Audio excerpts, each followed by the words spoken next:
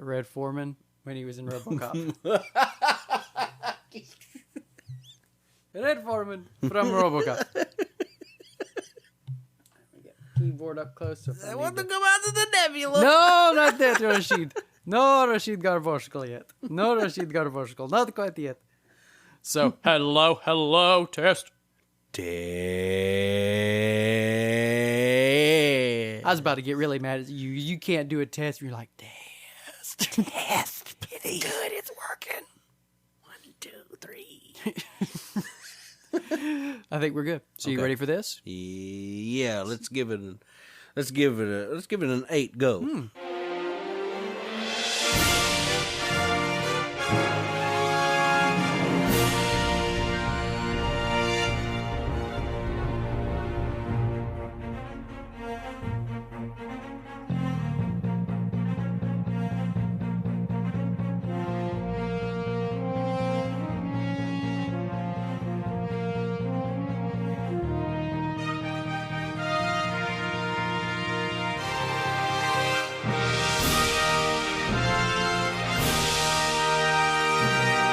Hello, and welcome to Rebels Cast. I'm your host, Nick Weymouth, beating on my chest. Did you hear that? Because I'm a man, apparently. Nick Weymouth, and with me, as always, is the equally manly, but not quite so chest-beatingly, Richard Farquhar. Ooh, really? Yeah. Who's that? I don't know. Who is that? It's me. It's you. Oh, of course, duh. I thought you were Josh. It's me. He's me. Who's Farquhar? Oh, he's me. You didn't know that? What's wrong with you? You're a little slow, aren't you? Shut up, old Ben.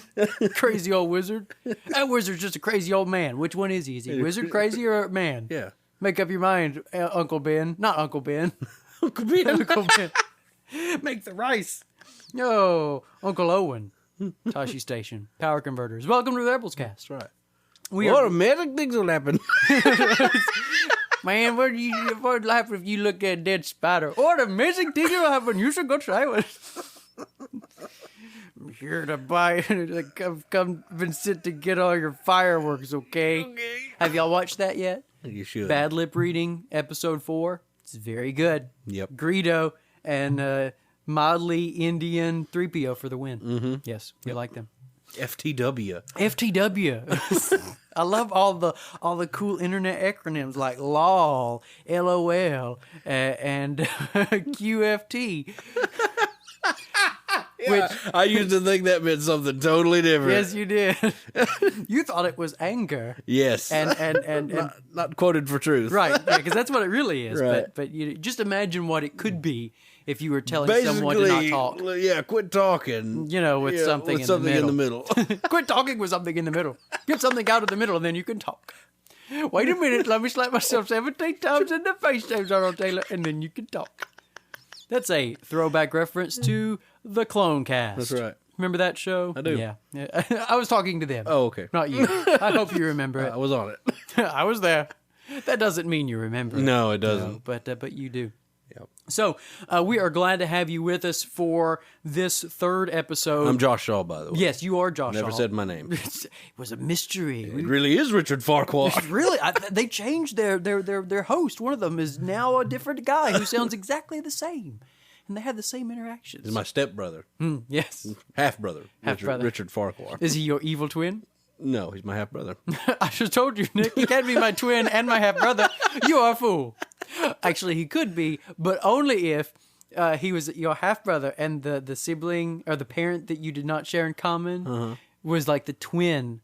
Like so let's say you both had the same mom, but you had different dads, but your dads were twin brothers, and through an amazing quirk of fate, the exact same bit of DNA that your mom gave to your brother in one egg, she gave to you in another, and then your daddies, since they're genetically basically identical, if they give the same and the guy, the swimmer that won, then you could theoretically have basically an identical twin that was only your half brother. Ooh. Isn't that weird? That's deep. It is. It's deeper than I want to go. Well, then let's go back to the shallow end of the pool where we talk about stupid things.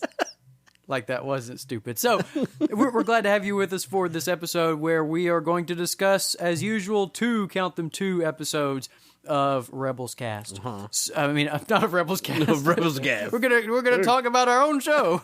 Remember that time when I said that line and flubbed it and we laughed for 2 minutes? That was great fun. No, we're gonna talk about 2 episodes of Star Wars Rebels.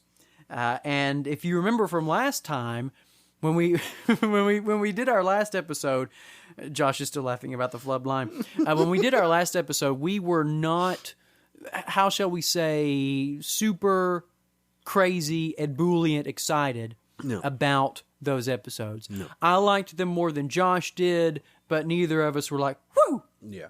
And so this week, or this episode, I think you'll probably notice a bit of a different tone. Yeah. Because Josh, and we'll get in the episodes in a minute. We've got to do our normal rambling. But Josh, what did you think of these 2 episodes? I liked them quite a bit. Me too. Both of them. Yes. I watched them, and I texted Josh, and I said, so if the last 2 episodes of Rebels that we did on the podcast were sort of meh, I would have to say that these 2 episodes were pretty legit. Yep. And Josh said, I agree, sir. Mm-hmm. And so we're excited. Yeah. Very good, very good. I hardly contain myself over here. I can tell. Put your shirt back on, please. It's what shirt are you wearing? I'm wearing a Quantum Leap shirt. Yes, Sam Beckett. Fools. They don't make Quantum Leap shirts. But somehow I got one. I got one, so think about that for a while. Mm-hmm. How does that work? My friend over here always tells the truth. Now say something. I'm lying. Oh no, I'm going to blow up. I can't think about it. You know, Star Trek, which we'll talk about. That's number 1. That's right. And that's number 2. That's right. Yes. So we're going to talk about those episodes. Do we have any emails? I'm assuming that we don't. No, we didn't as of today, so I'm not going to check now. Okay. Because we don't want to be disappointed on the air. Right. We're tired of that. That's right. It's depressing. It makes us look sad and weak. Yep. And I'm too weak. But if you want to email us, you can email us at rebelscastsmg@gmail.com. It's a wonderful email address, and it's just waiting to receive letters from you. Right. And your friends. And all the people at school that you tell about, oh, this podcast is great. If you email us, it'll be huge. It'll be huge. It'll be huge. Listen. I haven't ever worked on a Trump impression, so I should not try to start working on it right now. Have you ever noticed how he does his hand like this? Like the people, right. If they've seen Trump, they know what I'm doing right now. Yeah, but exactly. he's pointing with his finger in the air, but he's pushing his hand towards you. And it's very important. It's very good. You're fired. And then sometimes he does it with 2 hands. That's right. So then he's just firing 6-shooters in the air. Barrel. Pow, pow, pow, pow, pow. That's what somebody should do. Somebody should just insert gunshot effects when he does that. Exactly. And do like the poofy smoke thing. And you could make it, you could make a GIF or a GIF or whatever the poop we call it. You could do that and then put it on like last GIF or last GIF, whatever the poop is called. Yeah. And then you could be famous on the internet. That's right. You should do it, and that way you'll go ahead and be famous. I could be famous. I'm already famous on the internet because I got into an argument with one of the guys at Telltale Games about the power of... What? You remember this? This is years and years ago. On the Telltale message boards about Monkey Island, and like one of the developers or somebody that works for Telltale, it basically was like, the Wii is about as powerful as a pocket calculator. Oh, yeah. And was just kind of being like jerky about it. And I was like, well, it's not as powerful, but let's not be that ridiculous. And Yeah, I do remember that. It's not really that great of a story, people, but it is what it is. You also at one point got in an argument with Michael and Denise Okuda. Yes, I did. And Star Trek fame. That's right. And I love Michael and Denise Okuda, but they were being stupid. And they had to be told so. There's someone wrong on the internet. It's kind of like, RoboCop, there's a crime happening. It's like, someone is being stupid on the internet. I love the way he walks. Yeah. That was one thing that was missing from the remake. Yeah. They didn't do his walk. Like they had a little bit of a thing, but it wasn't as that. pimp. Yeah. But there's just something about like, because he's putting his foot down, and then because it's coming up. And you know what sound was freaky? Ed 209. Not just the voice, but like the hum that it makes. Yeah. Where it's like this weird like low pitch hum and high pitch hum. It's like, it's like, whoa. Yeah, he's kind of scary robot. It's like Otto in Berserker. Yeah. Yes. So anyway, what were we talking about? I don't even remember. Trump. Trump. Yes, that's right. Trump. So boom, boom, fingers, guns, Denise Fame. Okuda, Mike. Yeah, I'm going to live forever. Great fun.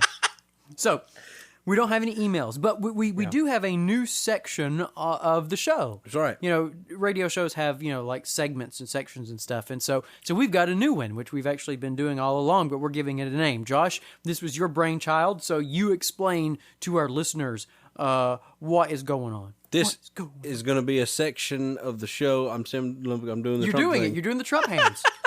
It's not jazz hands. It's Trump hands. Yeah. It's good. You're fired. Stop it, Nick. Stop trying to work on an impression in front of everybody. I'm so sorry. It's going to be called, I was about to say the Trump Minute. It's not going to be called the Trump Minute. I think that's a bad idea. I think that's a terrible idea. Let's not. It's going to be called the Inner Dorkdom Minute that lasts an hour. Give or take. Give or take. Yes. Because if you'll notice last week, if you checked out the show notes, and I know everybody does, we actually said, hey, if you don't care about all the stuff we ramble about before we talk about the episodes, jump to this point in time. Mm-hmm. And so we're going to keep doing that. And so now what you're going to be jumping over has a name. Right. And it's called the Inner Dorkdom Minute. So are we going to use the Inner Dorkdom theme song to begin that, or like a quick version of it or something? We'll just use the regular old version. All right. So I guess, ladies and gentlemen, the inaugural installment of the Inner Dorkdom Minute that lasts an hour, give or take. If you are uninterested in cool things like extra Star Wars news that doesn't always pertain to Rebels, or Batman vs. Superman, or Hans Zimmer music, or Star Trek, then please feel free to skip over to this point in time. Yes, and to arrive at a point in time about 1 hour and 8 minutes into the episode. Mm-hmm. 1 hour and 8 minutes, we'll be talking about the fun old Rebels. Yep. Ladies and gentlemen, boys and girls, humans and, probably just humans, prepare to enter a world of complete and unbridled dorkiness. It is time. Activate interlocks. Dynatherms connected. Infracells up. Mega thrusters are go. Southgate Media Group proudly presents the Inner Dorkdom. Alrighty, hello and welcome to the Inner Dorkdom Hour, that minute, the less an hour, give or take. Now, so what sorts of things do we have to talk about before we get to our Rebels? There's lots and Star Wars talk will be included in the Inner Dorkdom Minute. Right, because it's included in the Inner Dorkdom. Right, so, and that would be my first one. Well, then let's start there. So stay. We've got some episode 8 news. Yes, we do. A couple of things. Mm-hmm. One from you and one from me. Yes. And the one from me is the movie has started filming last week. Yes. Or actually, principal photography was started because they had filmed some stuff right after episode 7. But it's and more so than just filmed. Like the first behind the scenes teaser has already come out. Right, which is like, wow, that's crazy. Yeah. But it's not quite as much secret box. Right. Yeah, well, not yet. Anyway, that's probably all we'll get for a year. Nothing. You will know nothing. But it's the teaser is clearly on Skellig Michael. Mm-hmm. It just sounds like some poor man who has a bunch of people trying to stand on him. Get off of Skellig Michael. The thing is I remember the fact that it's called Skellig Michael, like the actual location. Mm-hmm. More than I remember the actual name of the planet. Oh, yeah. It was some gobbledygook. Yeah. It was something that apparently J.J. Abrams is great at coming up with Star Wars names. Yeah. But it was some gobbledygook. Something that meant brother or something like that. Yeah, like Shonash Ravine. Yeah. It's like Hua or Hoa or Hound. Or didn't it start with an A? Albuquerque. Maybe. I don't know. But anyway. Luke Skywalker is on Albuquerque. Yeah, what's up, Yeah, that's what I was thinking. What's up, Luke? That's what it should be. Yeah, what's up, Luke? But it looks like, whether there'll be some kind of flashback business going on or if it's just going to be... Yeah. You know what I'm doing him? No, Saturday, October 21st, 1985. Oh, yeah. It's going to pick up. Oh, okay. Yeah, go ahead. Yeah, I got you. Yeah, but it looks like it picks up right where episode 7 left off, which is kind of interesting because that's never been before. Done. Yeah. But, I mean, I'm kind of okay with it because I want to know what happens right there. And I don't want to get it in a comic book. No. And I don't want to get it in a novel. And I don't want to talk about Obi-Wan. Actually, I do. But no, I'm with you. I want to see what happened. Like, what are his first words to her? Yeah. And if he really is like, do you have my tacos or not? Yeah. Or if he just pukes. Yeah. And then the helicopter crashes because helicopter shot. Right.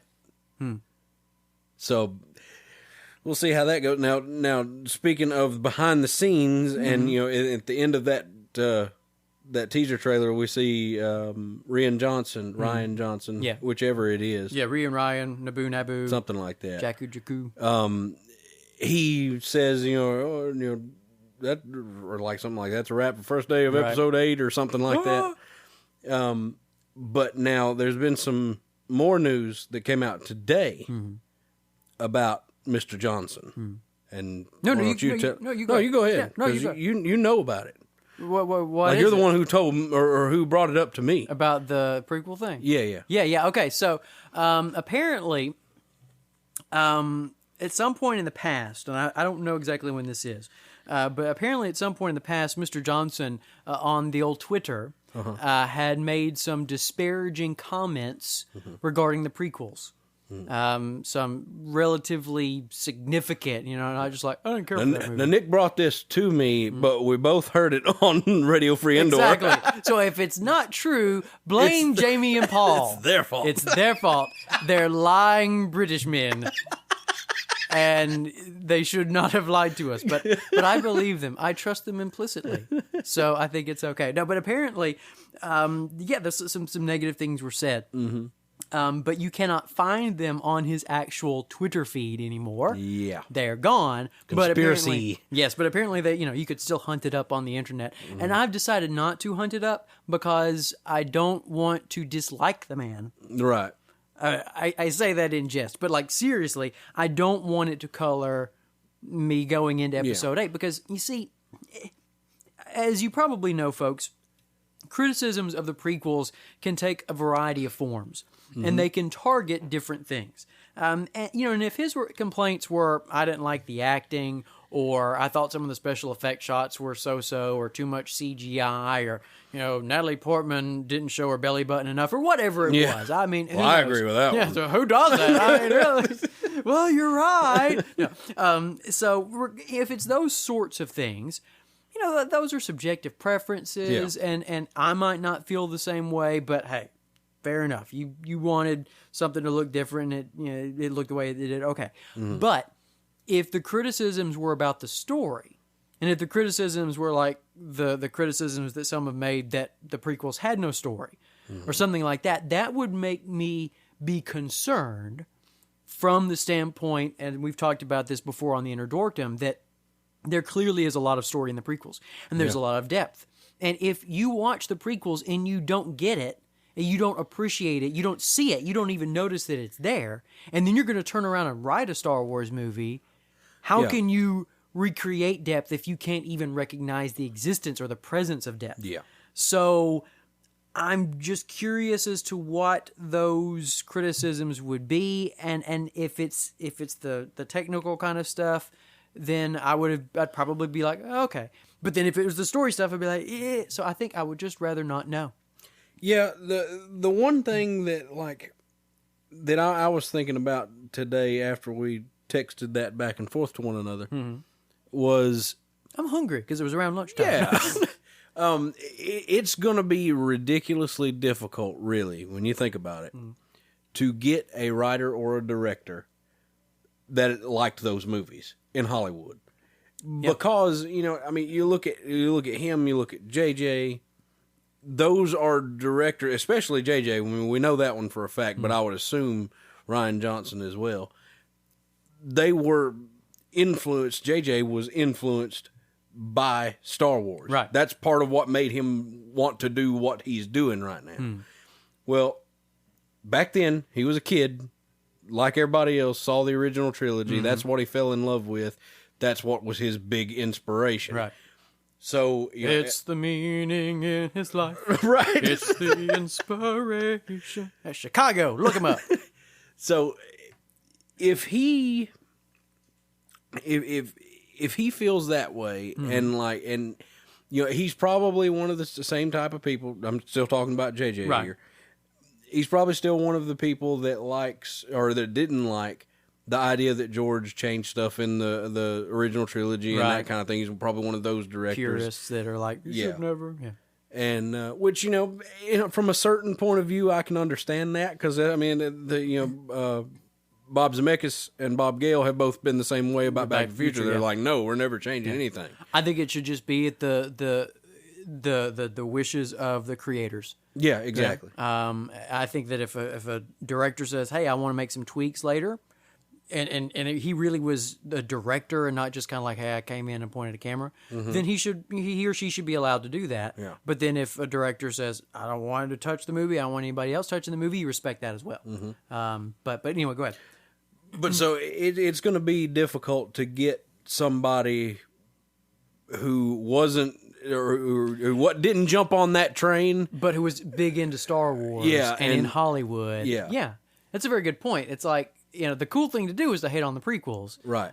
And from a Star Wars, quote unquote, Star Wars fan perspective, and from this is the cool Hollywood opinion. Yeah. In the same way that we were all for a number of years supposed to hate Kevin Costner, right? And think that he was just pathetic. And it's so funny that no one feels that way anymore. No. That just kind of evaporated, which I figured it would. People still hate on Waterworld. Right, which they should still not. I've never understood that one. You're like, what was it worth, the budget that it had? Like, who cares? Who cares? It was a good movie. When you get right down to it, in the grand scheme of things, none of it is. But nonetheless, you don't evaluate. It's like, well, given that this movie cost other people a certain amount of money to make, and didn't make it back. Yeah, I'm going to hold the movie to a higher standard. Look, I'm going to like the movie if I like the movie. Whether someone made their money back on it or not, or how much money it cost them to make it, doesn't affect me one way or the other. So that's the thing. Hey, if you don't like Waterworld, that's fine. But why don't you like Waterworld? Yeah. What's wrong with you? Why don't you like it? Is it because you're like, it's just, or is it just you're like, well, hey, it wasn't my bag? Yeah. Because I've never heard anything. And maybe if you're a listener and you hate Waterworld, please email us and inform us why people hate Waterworld. Right. Let me tell you all about it. Let me see. Number is a number one. Anyway. But I've never heard anybody say anything about why Waterworld was bad, other than the thing about the money. Yeah, exactly. What's that got to do with anything? Yeah. So what? If you don't think it should have cost as much money, it's like saying, well, I don't like Corvettes because I think they should be cheaper. Right. That's pretty much that. No, that's not how reality works. Or at least it's a silly reason to not like something. Yeah. It's like, come on, y'all. It's the closest we've ever gotten to a Final Fantasy movie, and I'm including Spirits Within when I say that. Yeah, it really is. Yeah. Especially old school Final Fantasy. You're right. Yeah.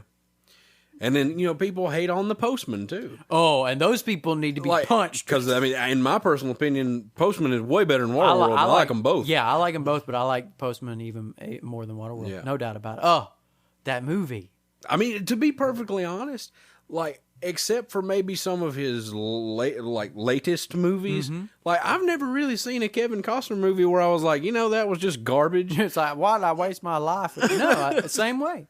Even there was the one movie that he was in recently where his wife dies and he has to raise his granddaughter who's of quote unquote mixed race. I think this may be the same one I'm talking about. Yeah, and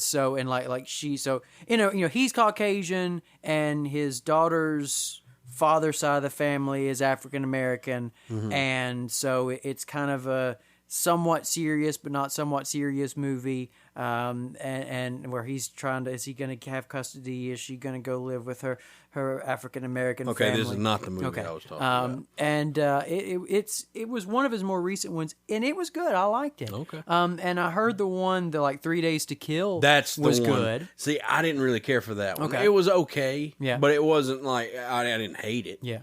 But it was. Did you see him in the what's the guy, Jack Ryan, the most recent Jack Ryan movie? I have not. The one with Captain Kirk. I have not seen that movie because he's in it. Oh, okay. And he's good in it. Oh, okay. So is Captain Kirk in it. Yeah. Yeah, he's a good actor. Yes, I like Chris Pine. I always thought it was neat that there was that one movie with him and Tom Hardy. You remember that movie? It was a spy kind of movie. It was him and Tom Hardy and Reese Witherspoon. I never saw that either. It was just neat because it's Captain Kirk and Captain Picard in a movie together. Pretty much. and that's good. Yeah, I like that. But anyway, so the point is that I wonder what Ryan Johnson thinks, but I'm not gonna. But the thing is, I think at this point though, the way things are in Star Wars land at this point, like we probably just need to let that go. Yeah, because the thing is, it seems to be like because what Jamie and Paul were talking about is how those tweets are not there anymore. Right. Who deleted those tweets, or who told Ryan Johnson to delete those tweets? What was going on there? Yeah, because I honestly hope it was Disney. Me too. That was like, look, you're going to be directing a Star Wars movie. You need to get that off of there. Yeah. Partially because to me, it seems like there's some kind of respect for the prequels there from Disney, where Disney's like, look, that's part of our property. Yeah. And you don't need to, and it's actually more than half of our property at this point. Yep. Because it includes the Clone Wars. Mm-hmm. It includes lore for Rebels. Mm-hmm. So, don't sit there and diss over half of our continuity. Exactly. It's like they're realizing there are a lot of people out there that like prequel era Star Wars, right. And so we need to not punch them in the face and spit on them and kick them in the genitals and say that they have ugly children. Right.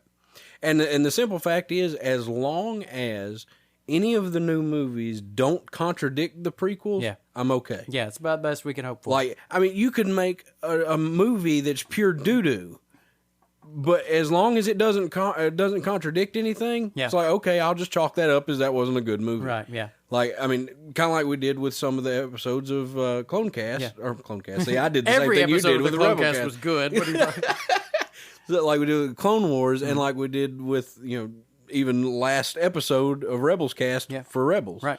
Where it's like, hey, just wasn't my bag. Just wasn't my bag. Exactly. I do think it's funny. When you bring up that idea of contradictions, what would constitute a contradiction? Obviously, I mean, if obvious things like Boba Fett wasn't really the clone of Jango Fett, or Sparty cloning cylinders, that sort of thing.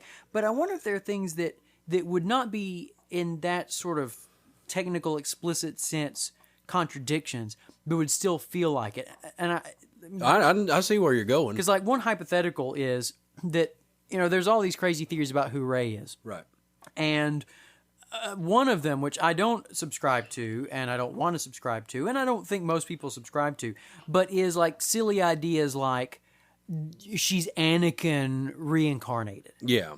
And I've heard various kinds of reincarnation theories. If reincarnation was introduced into Star Wars, it is not an explicit contradiction, but I would feel like it's a contradiction. Yeah, and I would agree with you. Because it would kind of go against the mythology that we think is there. And that's what I was going to say. You've got 6 movies and 1 television show that were made by the creator of Star Wars. Right. Who set up the rules. As long and those rules are he set up plenty of rules where you don't need to introduce any new rules. Right. So, I agree with you. Like, that to me, that would, even though it's technically not a contradiction, it's still introducing something that doesn't follow with the previously set rules. Right, exactly. It's a new rule that doesn't take the old rules into account. And does in some somewhat, I guess, vaguely undefined sense, at least push against the existing rules, given the notion that it was like Qui-Gon who figured out how to retain his identity in the Force after death. Mm-hmm. So if you're not retaining your identity after death until Qui-Gon comes along, then no one's being reincarnated because you're not retaining an identity that can then go into another body even if you don't have your old memories. Mm-hmm. So it seems to kind of go against the vibe of Star Wars mythology. And not to mention what you're saying about it being a new rule that just doesn't need to be there. And one simple thing about storytelling, period. Like, and any good storyteller will tell you this. Sex sells. Right. But the simpler you can make something, the better it is. Because you have to, explain that to your reader or your watcher or whatever. Like, and right now, the rules in Star Wars are fairly simple. Right. When you start introducing things like reincarnation, it's like that's when it goes off into fan fiction territory, and that's when it gets overly complex, and nobody cares anymore. It's a whole other level of complexity, and I was like, now you've got all this complex metaphysical stuff that, and granted, someone might say, well, you're telling me that the Clone Wars revealed, the cartoon show, revealed about the Force isn't complex, and I would say, well, not really. Not really. No. It was insights into sort of how the Force does some things, but it wasn't this sort of complex system of blah blah blah. That's the thing, though. Even before that episode, the Mortis trilogy is what I'm assuming you're referring that sort of to. Thing. Like the rules for Star Wars were already set before that happened. Like anything that you had seen up to that point was all set. All that did was just give some extra details behind those rules. Right. You don't need to know those rules to understand the story going forward. Right. But even Han Solo knows how the Force works. Exactly. But if you start throwing reincarnation in, then it's like, now you have to explain it to understand the story. Yeah. So that's kind of what I'm hoping for in terms of avoiding those things. Because, I really don't think we're going to get straight up contradictions. For as much as fanboys want a Boba Fett movie to pretend that he wasn't Jango Fett's clone, I think he's going to be Jango Fett's clone. Oh, yeah. I don't think they're going to pull a, he got killed and replaced by somebody else sort of thing. So I don't think we're going to get even that kind of, dance around it. It's not technically a retcon. It's not technically contradiction, but it really... I don't think we're even going to get that. No. But these kinds of contradictions in spirit, I think if we're going to get anything, it's that, and hopefully we won't get that. Yeah, I don't think we will, because I think if we were going to get that, we would have gotten it in episode 7. Yeah. Because here was, the quote-unquote fresh start to everything. So you can start retconning stuff in that movie if you want to, and that's the perfect place to do it because you set up your retcons. Yeah. They didn't do it. They didn't do it. So, and everything still falls in line with what we already know. Yes. So I think that's going to be the way it's going to be going forward. I think the story group hopefully has enough power. Yeah. In the hierarchy there in Lucasfilm and Disney to say, that ain't how that works. They've got power. Butter up, and that's what makes the jets turn on. Right. So otherwise, the jets just turn on magically. But I think that's exactly right. Do you have anything else Star Wars? Because I got one little couple of Star Wars. I don't think so. Okay. Go ahead. Here's a section within a section, wheels within wheels. I'm going to label this section Obi-Wan Watch. And I'm calling it this section because I want to watch Obi-Wan again. Okay. And so it's when are we going to get to watch Obi-Wan again? And so I got two little things. And the first is I saw today on the internets there was a post of the cover of a new Star Wars book. Yeah. And it's one of the DK, like visual dictionary kind of books. Okay. But it's like a history of Star Wars, but it's a Lego Star Wars history of Star Wars. But not like Lego history of Star Wars, like... The Lego continuity? Yeah, it's not like going to be that. It's just like the history of Star Wars but done with... Lego pictures. Yeah, minifigures and stuff. And so the cover... of course, you've got there's Rey and Finn, I think, kind of right there, pretty prominent in the center. Yeah. But like up in the back, you've got Palpatine, and you've got Vader, and you've got Luke is kind of towards the front. And so when you look at it, most of the people on the cover are folks that we would probably consider to be not prequel, but original trilogy or Episode 7. But guess who's standing over to the side with his lightsaber, with his Episode 2 hair? Lego Obi-Wan. Well. So again, this continues a trend, folks. I don't know if you haven't been listening to every podcast we do. I noted this sometime a while back, and we talked about it briefly. It seems like in this time frame in which we live, and I noticed this back in the fall before episode 7 came out, all of the merchandising for Star Wars these days seems to be focused on the original trilogy, and then of course episode 7. I mean, so there's Kylo Ren all over Walmart before you even know who Kylo Ren is. Yeah. And same thing with Finn, but not Rey, apparently. And so... Which was just utter malarkey, if you ask me. We'll get to that in a minute. Let's put a tack on that. Yeah, that's right. Put a pin on that. We'll come back to it. So if there was one anomaly to that trend, it was Obi-Wan. Mm-hmm. Obi-Wan kept showing up. Yeah. Like the lightsabers. It would be the Darth Vader lightsaber and the Luke Skywalker lightsaber and the Obi-Wan Kenobi lightsaber. What's going on there? It's like Obi-Wan would just show up in random things. And then, so here's another one. You've got this book, and all the characters are original trilogy or episode 7, and there's Obi-Wan.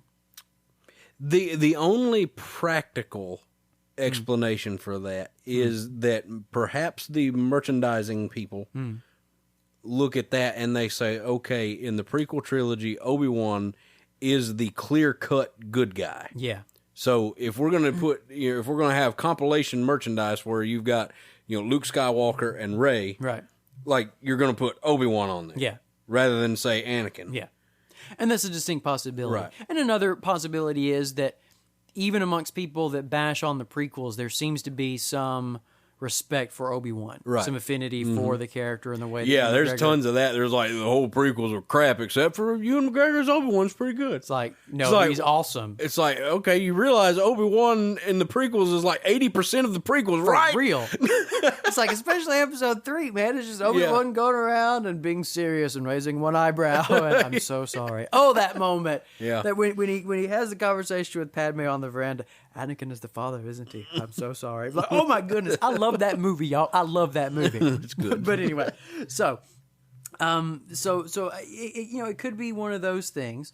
But still, part of me hopes against hope that it's. I hope so too. I hope what's going on is what you're getting at, which is they've got something like that planned. Yeah, and they want to kind of keep Obi-Wan in people's minds because they're going to trot him out at some point and be like, "Here I am," and it'll be awesome sauce. Yeah. So the other bit of Obi-Wan watch comes actually from the world of Rebels. Apparently, next week, from our perspective, from our point in the space-time continuum, is going to be the episode in which we see the Anakin stuff. Oh no, it's not. Oh yes, it is. Oh, then that's going to be a great episode of Rebels Cast. Oh, it's getting good now. It's apparently in the same episode where we see Yoda. Yeah. Which the pic is hilarious. So on the most recent Radio Free Indoor, Jamie and Paul talked about Rebels Yoda. Yeah. Because the preview was out, you could see what Rebels Yoda looks like, and I agree with him. He looks bad. Yeah, he does. There's just no way around bad. it. I mean, Killian Plunkett and all of the people that work on the design team for Rebels, I love you guys and gals, but Obi-Wan is ugly. He's just he doesn't look Yoda? like Yoda. Sorry, Obi-Wan, you're not. You're never ugly. I apologize. Got to edit that out. No, but Yoda's just ugly. Yeah. And so they point out that he looks like this magician. You're right. This famous TV British magician. And he totally does. But it's like, yeah, because they posted a side-by-side picture and it looks exactly the same. Yep, that's the same guy. And it's like, his face isn't shaped right. Yeah. And his teeth look weird. It looks like his teeth are falling out. And it's just not good. Because, like, they've released a video clip for the episode. And it's Ahsoka and Ezra talking about Yoda. And then suddenly Ezra's kind of like in a trance vision thing. And he's talking to Yoda. And it's Frank Oz Yoda. But it just looks really weird. Yeah. They seriously need to consider if they ever use Yoda again, like remake that character model. Yeah, for real. Because like Yoda's face is like an upside down triangle. Yeah. And this is like some weird, like bulgy ball. Yeah, it's kind of egg looking. Yeah, it's like he looks like Pudface Morgan from RoboCop. Yeah. Like 3 of you will know who I'm talking about. Man. Whoa, man! Get away from me, man! Oh, exactly. He looks kind of like him. Yeah. Oh, it's You're dead. We killed you. We're dead. We killed you. We're dead. Anyway, RoboCop. Yeah. Watch it. Watch RoboCop. Unless you're a child and you're not supposed to watch movies with horrible language because there's a boatload of that. A boatload of it. An unnecessary boatload in that. So what you do is you watch the RoboCop TV show. That's right. Because the RoboCop TV show didn't have all of that, but it still had Pudface Morgan in it because he survived. And he was one of the supervillains of the RoboCop TV show. Like, what is it, Mr. Cash or something like that? Yeah, Mr. Cash. The cartoon. Yeah. Yeah. Pudface Morgan. But there was the lady that was put into the central computer. Yeah. Mm-hmm. Yeah. Josh's like, yeah. Yeah. I don't care what people say. I liked that show. Yeah, it was okay. I mean, it wasn't. I didn't like it as much as other things. Yeah, but other things. I liked it better than RoboCop else. 3. Yeah, and I actually probably liked it better than RoboCop 2. Yeah, parts of RoboCop 2. Because RoboCop 2 was weird, man. That movie was weird. It was. Like, you can definitely tell that there were, like, major production problems with RoboCop 2. Yeah, it was kind of all over the place in some ways. Because, I mean, they kind of used Frank Miller's script a little bit. But then they kind of didn't. And it was... And, I mean, I'm glad they didn't use Frank Miller's script because it's horrible. Oh. If you don't believe me, go look up... Go look it up. Go look up Frank Miller's RoboCop. It's a graphic novel. And that's what the movie could have been. It's a fact. Look it up. Yeah. But it's funny. In RoboCop 2, there's a point where RoboCop has like 500 directives because they like stuffed him full of stuff. And it's like that was almost the movie. Yeah. That it was too many, like hands in the pot or whatever. And, even the great Irvin Kershner couldn't. The biggest problem with RoboCop 2 is the fact that it just ignores the ending of RoboCop 1. Yes, totally. Because it's like the movie ends, the first, spoiler alert for a really old movie, the first one ends with him being like, "What's your name, son?" That is the CEO of OCP, says, "What's your name, son?" And he looks at him and says, "Murphy." One of the most BA endings to a movie ever. Super awesome, super excellent ending, wonderful ending. And then the next movie comes out, he's like, "I'm RoboCop again." Yeah. I don't really know my wife. That's right, it's really awkward. It's just like Jack Sparrow shows up in the second movie and they're like, "We don't know if we can trust Jack Sparrow." Yeah. It's like, he was not untrustworthy in the first movie. Yeah. You're setting something up so that because you couldn't think of anything else to do for a character arc. So you're going to unnecessarily revert him so you can do the same thing over and over again. Yep. It's just the same joke they made in all the other Austin Powers movies. But Mike Myers can get away with it. That's right. Mike Myers can definitely get away with it. That's right. Because for my money, I've said it before, I'll say it again. The Austin Powers movies just kept getting better and better. Yep. Everyone. It's like, I like the first one pretty well. I really like the second one. Third movie's awesome. Yep. So good. Anyway, so... if I start to quote it, we're going to quote it for 30 minutes, so let's just not. All right, let's just not. Daddy. No, anyway, I'm Dougie. Okay, so anyway, intolerant of other people's cultures And the Dutch. Oh, so where were we at there? Oh yeah, Austin Powers movie, same old jokes. Captain Sparrow. Yeah, Captain Jack Sparrow. RoboCop. We're backing the train up. We were talking about RoboCop, and that was to talk about how did we get to RoboCop? I don't remember. As we were talking about Obi-Wan. I mean, we were talking about Yoda. Yeah. And then they got off on that. That's right. Somehow it went to all those different places. That's right. It'll be interesting to go back and listen to this episode and be like, "That's how we got there. Now I understand." So, in this episode in which we're going to get Weird Yoda, right? It's going to bother me that I don't remember how we got there. In this episode, we're also going to get this Anakin stuff. Yep. And so there was a Pudface Morgan. That's how I got it. Very good. High five. High five. You figured it out. You get to the cookie. So what we have here is Matt Lanter returning. Right. As Anakin. And so on Twitter today, apparently, there was some discussion, or recently there was, about how, hey, the next episode is the one Scott, we're very excited the return of Matt Lanter as Anakin. And somebody tweeted, "I'm still waiting for old Obi-Wan." And James Arnold Taylor said something like, "Me too," smiley face or something. Which I'm thinking if he's not showing up, he wouldn't say that. Because it's like, then it would be like, James, that's, all the people look at me like, really, James? You're just trying too hard. But for him to be like, "Me too," smiley face, he's coming. Yeah, he's coming. We're going to get us some Obi-Wan. That's good. So, it's just a question of time. Yeah, I excite. I excite as well.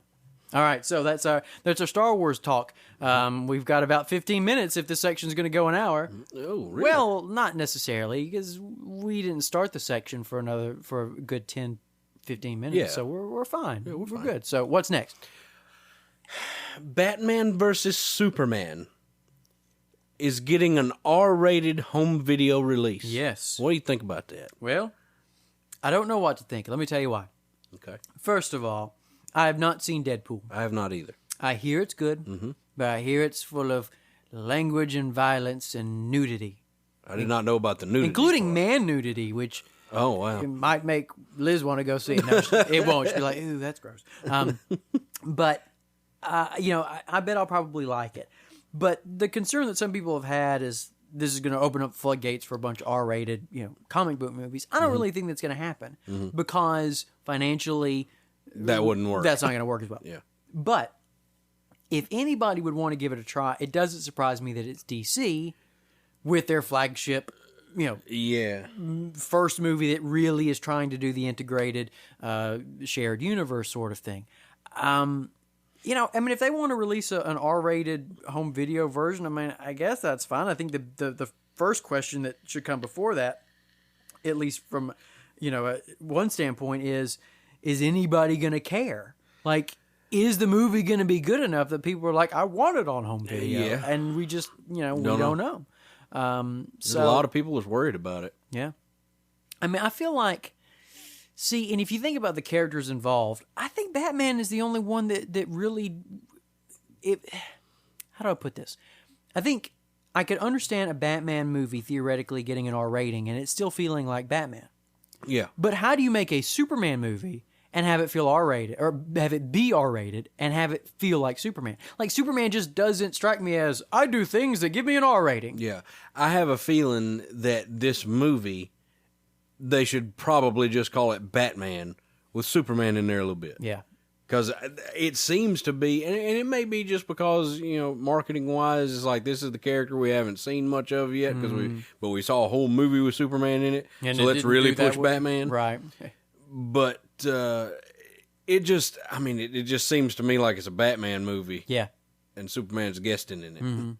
And that's just disappointing to me that we live in a time when it's Batman and it's always Batman and Batman's the thing, and other people can kind of show up and say, "Hi, I'm showing up Batman's movie for a minute," but it's like, it's got to be Batman. Yeah. Well, see, I'm okay with that just because I like Batman more than Superman. Yeah. Well, see, the thing is, it's like, I like Batman, but I like Superman also. Yeah. And I want Superman to be able to be Superman in a Superman movie and Batman be Batman movie. And then they come together. Yeah. And then, Wonder Woman, and Flash and all those people showing up too, kind of doing their thing. I don't want Batman to take over. Yeah. As my concern. Now that having been said, it's not like I feel that way because I don't think that Affleck is going to be a good Batman, because as we have maintained from the day it was announced, that's going to be awesome. Yeah. And everything we've seen from the trailers seems to bear out exactly what we always thought, which is like, he's going to knock it out the park, y'all.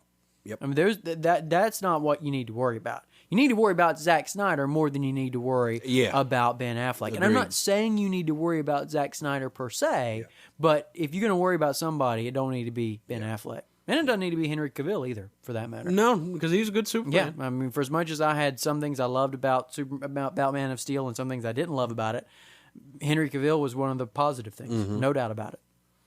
But yeah, I think Affleck, though, I think that dude was born to play Batman. Yeah.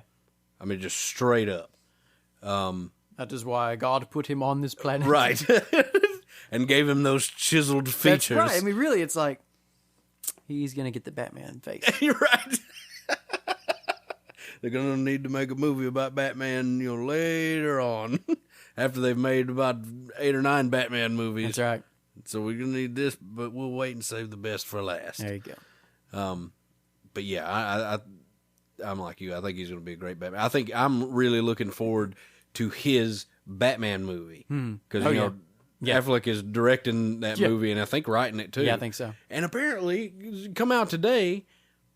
Writing the score. Well, he apparently rewrote parts of the script right. to this movie because he didn't like it. Yeah. Which that's kind of telling in a way. It's like, well, movie must have been real bad. Batman's like, well, let me fix this. Yeah. And while he's wearing his Batman suit. It's like, that really is Batman writing the movie right there. That's so meta. Yeah. Yeah, I don't know. I mean, and it's funny, people have this sort of, a lot of people have their opinions about Zack Snyder, and a lot of people are like, oh, horrible, and I guess some people are like, he hung the moon. And I'm like, I don't have a monolithic opinion of the guy's movies, because there were things about Man of Steel I liked, and there were things that I didn't like about it. I really liked The Watchmen. Yeah, and that's the thing. To me, the movies that I know of that he's done, that I know I've seen, that I know were him, like 300, Sucker Punch, Watchmen, Man of Steel, and now this one. But those 4 that I've seen, I liked them all. Yeah. I think Man of Steel is his weakest one. Yeah. Because a lot of people just hate on Sucker Punch. Yeah. I thought Sucker Punch was awesome. See, I have not seen that one, so I cannot speak. I mean, it's pretty much just like a random comic book on screen, but it's a really good random comic book on screen.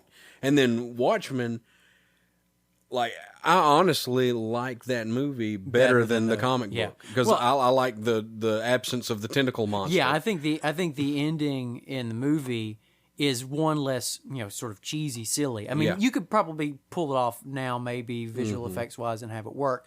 But yeah, I think the ending is better, not just sort of less cheesy, but I think it is a stronger ending. It is the way that it unfolds in the movie. I think it's just more clever, and it's like that's the ending. You're like that's the only ending that it ever should have had. So and from what I've seen, I don't know that you could do that comic book into a movie any better than what Zack Snyder did. Yeah. So, I don't know. I'm not going in and being like, well, Zack Snyder, so it's going to be horrible. But I'm not like Zack Snyder, so it's going to be wonderful. Yeah. We'll just. It's more than likely whether it's good or bad is probably going to rest on his shoulders. Yeah. Oh yeah, that's exactly right. Because everybody will just flock to the Hans Zimmer music, even if it's garbage. Oh, boy. Have you ever listened to the clips? I have not listened to the clip. That is one way in which you have been blessed. As they released 3. So we should probably mention on this here podcast. Oh, yes. Because this is the Inner Dorkdom Minute, but it's not the Inner Dorkdom Show. Right. So they don't know.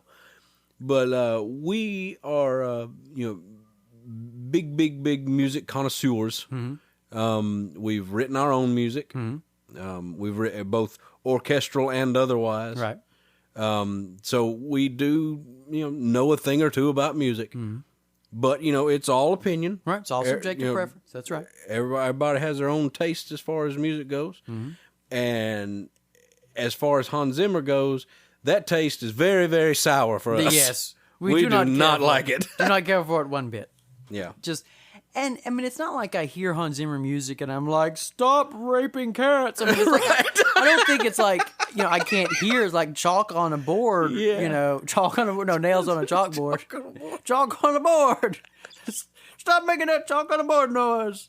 Oh, it's making my ears hurt. No, but can I say raping cats? Because I did. But so it's not like, oh, I just want to puke when I hear his music, but it's just I don't get the appeal. No. It's like it's functional, I guess. Yeah. The only thing that I've ever that a Hans Zimmer score that I was like, okay, I like that was The Rock. Yeah. I enjoyed the score to that movie. I enjoyed the score to the third Pirates of the Caribbean movie. That was all him. There was, nobody else. No Klaus Badelt, nothing. Or Klaus. Now, I think the first Pirates of the Caribbean movie music was better. Right. because it was by a composer that I like, who is one of his proteges. Yes. Which is another odd thing that we've mentioned before on the Inner Dorkdom, is that all of his proteges seem to be able to do what he does, but better. More musical. Yeah, like Harry Gregson Williams. Good gracious. Perfect example of that. Yeah. So it's funny. I'm the same way in that, like, if I'm gonna like a score by Hans Zimmer, it's gonna be an older score. Mm-hmm. It's gonna be Crimson Tide. It's gonna be The Rock. It's gonna be even like The Lion King. He scored The Lion King, and just sort of as an orchestral score. I mean, it's no John Williams or Jerry Goldsmith or Alan Silvestri or anything like that, Bruce Broughton, but it's it's musical, and then you kind of get to the point where he stops making music that I really enjoy. Yeah. I do think that his score to Interstellar is the most fitting score that he's done in a while. I wouldn't say it's overly amazing. No. But it's not bad. But it's not bad. I'd come more close to listening to that on purpose than I would, any of his Batman scores or anything along those lines. Because it is of our opinion that the Batman scores are horrible. Yeah, I just don't get it. I just do not get it. We're not big fans of of using non-melodic means to make music. Yeah. Like, I mean, Hans Zimmer puts a bunch of noises and it's sound design. Sound design stuff to make music, and that's not really our bag. We want melody and chord progressions and harmonies and things like that. Like a Batman theme that's not just two notes. Right. Wah, wah, Batman. It's one chord and it goes to a chord that resolves, and see, that's Batman. And really? You got the ostinato stuff behind it. See, we just did a Hans Zimmer score. We are Hans Zimmer. And it's funny, when you talk about Batman Begins, that was a dual composer score, because that was Hans Zimmer, but it was also James Newton Howard. Newton Howard, who I like. Yeah. James Newton Howard does some stuff that he did Waterworld and Postman. Mm-hmm. He did Unbreakable. Yeah. And all three of those are great scores. Oh, so good. So, but it's always like, they got together and Hans Zimmer's like, I'm going to make you bad. Yeah. But so the tracks that they've released the clips of for the new Batman versus Superman movie, one of them is apparently like a Lex Luthor thing. Okay. And it's got some piano stuff, but it's sound designed. So it's like the recordings are chopped off and there's like no echoes. So it's like kind of thing. Okay. And then Wonder Woman has some. IGN's like, listen to this rockin' score for when Wonder Woman shows up, and it's like, it's not rockin'. It does have guitar in it, but it's not rockin'. Yeah.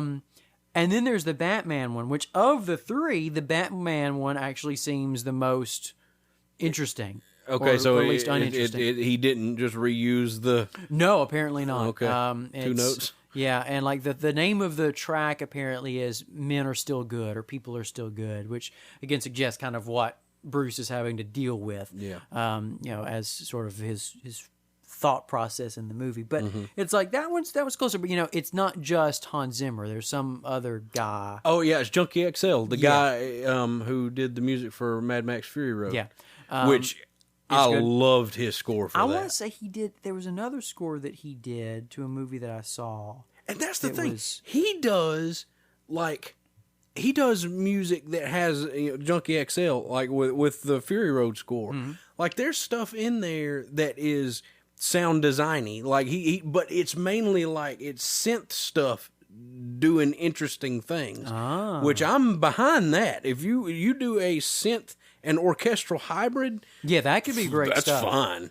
Yeah. And he does it in an interesting way. Like there's one track that you Nick and the listeners should go check out from that movie, and I can't remember the name of the track, but it's basically the big canyon battle chase that's like in the within the first 20 or 30 minutes of the movie. Okay. Fantastic, and it's got this really, really good heroic sting to it. It's pretty awesome. Nice. But again, there's one of I think Junkie XL is one of his guys. Yeah, I think I'm not positive. Well, I'm looking at it. Yeah, I'm pretty sure he is. I'm looking at his like Wikipedia article. Yeah, and his list of things he's done. And it includes things like The Dark Knight Rises, composer and additional music, Man of Steel, composer, additional music, 300, Rise of the Empire composer. Then you start to get into stuff he's done on his own. Deadpool, Point Break, Black Mass, of course Mad Max, Run All Night, Divergent. He did The Amazing Spider-Man 2 with Hans Zimmer. So when you start to look into his history, it becomes that must have been why I mean, maybe it's the Hans Zimmer influence. I don't know, but in my opinion, the first Amazing Spider-Man movie had excellent music. Yeah, because it was James Newton Howard. Yeah, but the next movie did not have memorable music at all. See, and James can do the sound designy stuff, but it's in a more musical sort of way. Yeah. But then James can turn all that stuff off, right, and be like, "Hey, violinists and cellists, y'all do something, and trumpeters, come over here and let's do something." Yeah. Whereas it's like Hans Zimmer's like, "No, we do not need them. No, sit down. Look, I have drum machine." This is all we need. And that's the other thing. One of these tracks, I forgot which one of them. I think it's the Batman one. Oh, no. So he does bring that back. He gets the drums back from Man of Steel. I'm like, if you're thinking that's his theme, go back to the orchestra, the synth orchestra yelling at me from Man of Steel. This is what they were doing. Yeah. It's like the slow piano thing doesn't feel Midwestern or doesn't feel Kansas-y, but it was kind of pretty. I will grant that. But then it's like the main thing. It's like, whoa, hey, what did I ever do to you? Let's be nice to each other. Please. Step back before you get jacked. So, yeah, I don't know. But that's kind of how we feel about Hans Zimmer. Yeah. So yeah, I'll have to probably not check those tracks out. You should. Yeah. You should just because just so I can form an opinion. That's right. Exactly. Yeah. So, do you have anything else in the inner dorkdom? I don't think so. I've got one thing. Okay, go ahead. And when I say it, you'll be like, yeah. Oh, before I say it, you'll be like, oh, yeah. So, today, they announced another one of the folks who are going to be working behind the scenes on the new Star Trek television show. Yes. It's coming out in 2017. It's going to be on the CBS All Access, internet thing. And they've already announced the showrunner. And I think we've talked about this maybe on a podcast before. But the guy that's the showrunner, some of his first work was on Deep Space Nine and Voyager. Yeah. Well, they've announced today a guy who is going to be an executive consultant as well as involved in the writing of the show. Nicholas Meyer. Now, if you don't know anything about Star Trek, then you probably are not even listening to this anyway. So I'm going to assume that you do, but you may not remember the name. Nicholas Meyer co-wrote Star Trek II: The Wrath of Khan. The real Wrath of Khan. The real Wrath of Khan, not the fake, Cumberbund, talking on walkie-talkies from Earth to Kronos garbage. Right. Augment Blood Cures Death movie. So we're talking about the real Wrath of Khan. He also co-wrote a little thing we like to call The Voyage Home. Yeah. There be whales here, sir. And then he co-wrote The Undiscovered Country. Yep. So Star Trek's 2, 4, and 6. Yeah.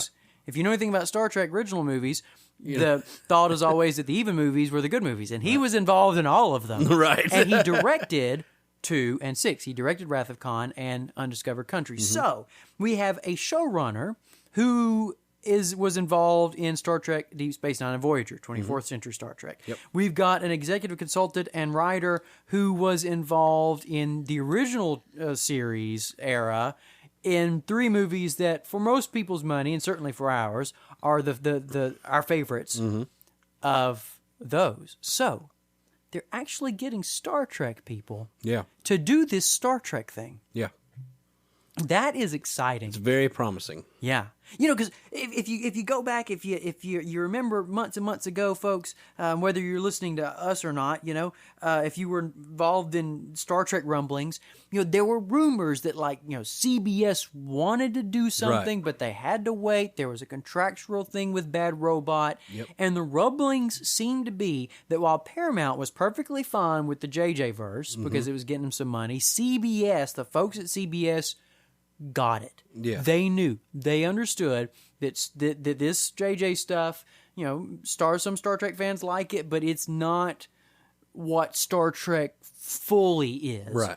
And the impressions, the rumors seem to be that they wanted to do something that was more Star Trek-ish. And there was even one of the things on Facebook where one of the groups basically it was like, bring this back or do something like this with Star Trek. But basically they got this letter from CBS that basically was like, you just have to wait. Yeah.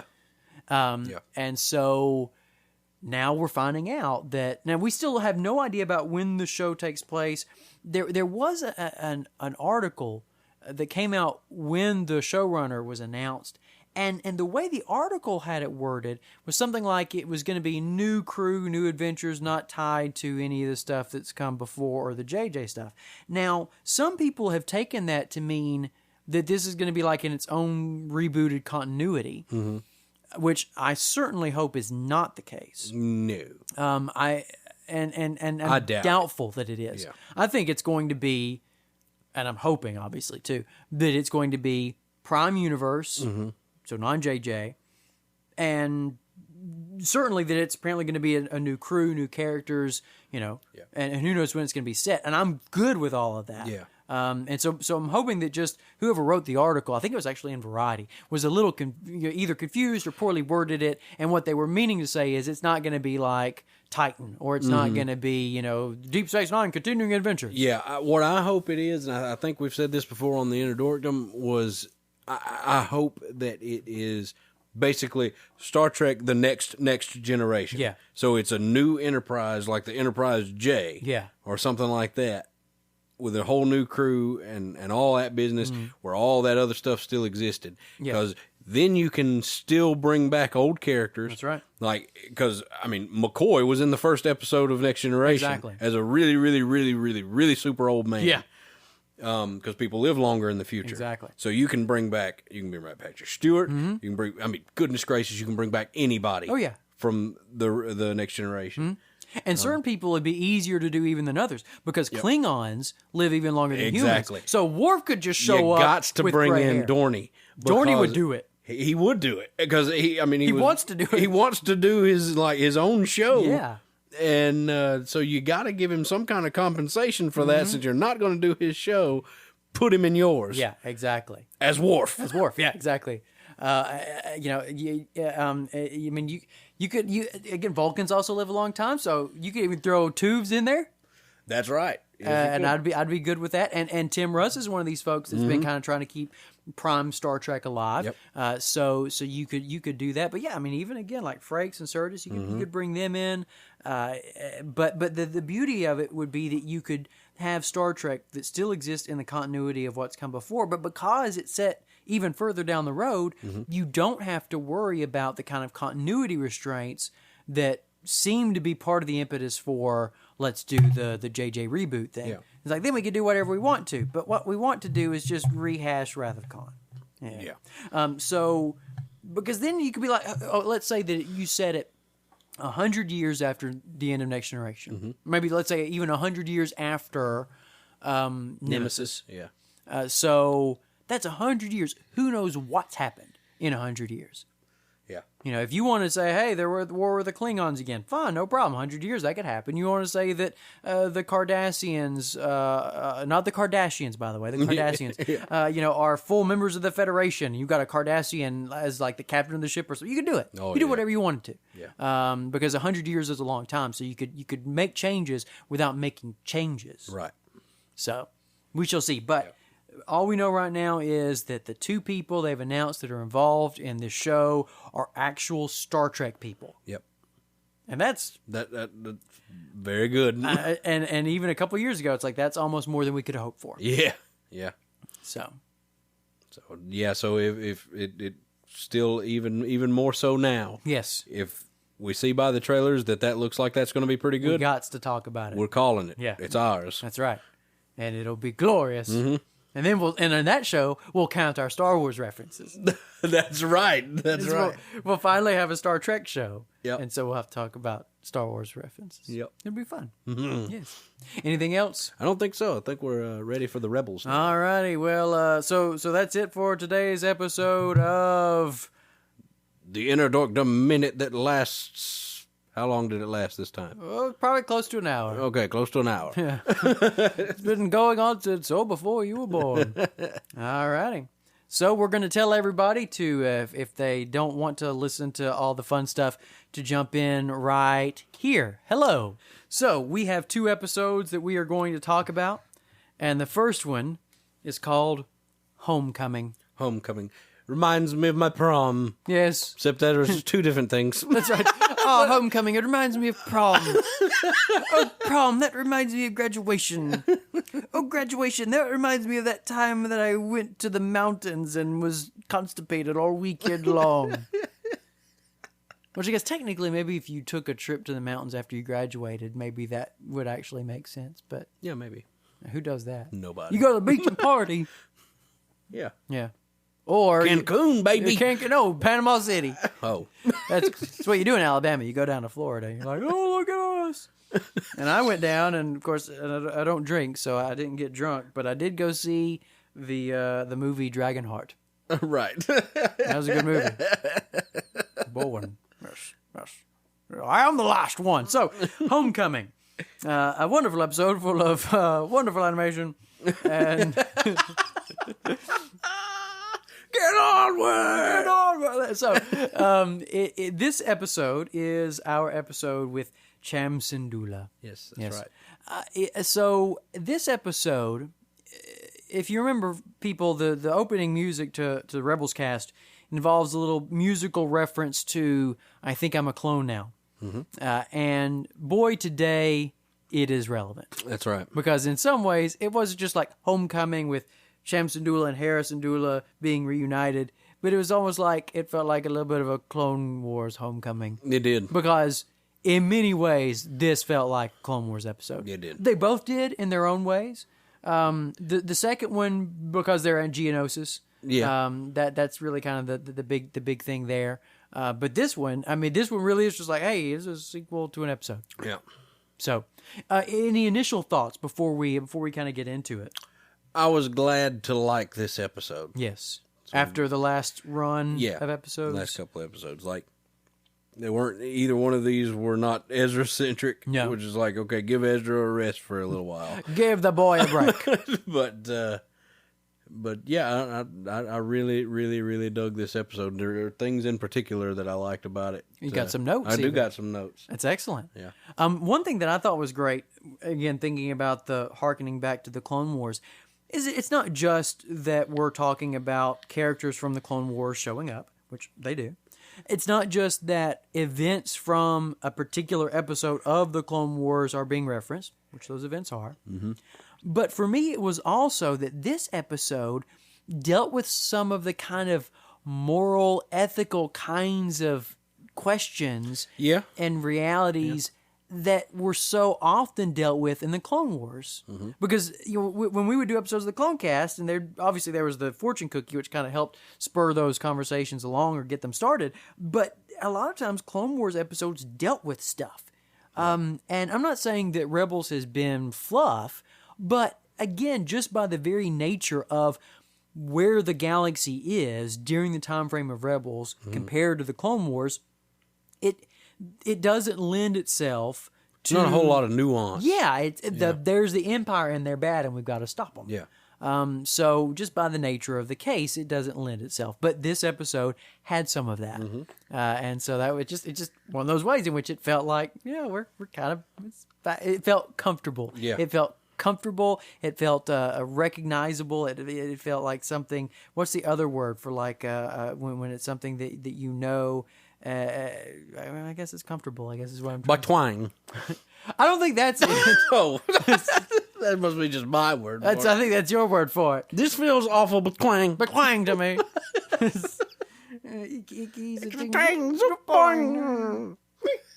That one guy who still says it. It felt like coming home.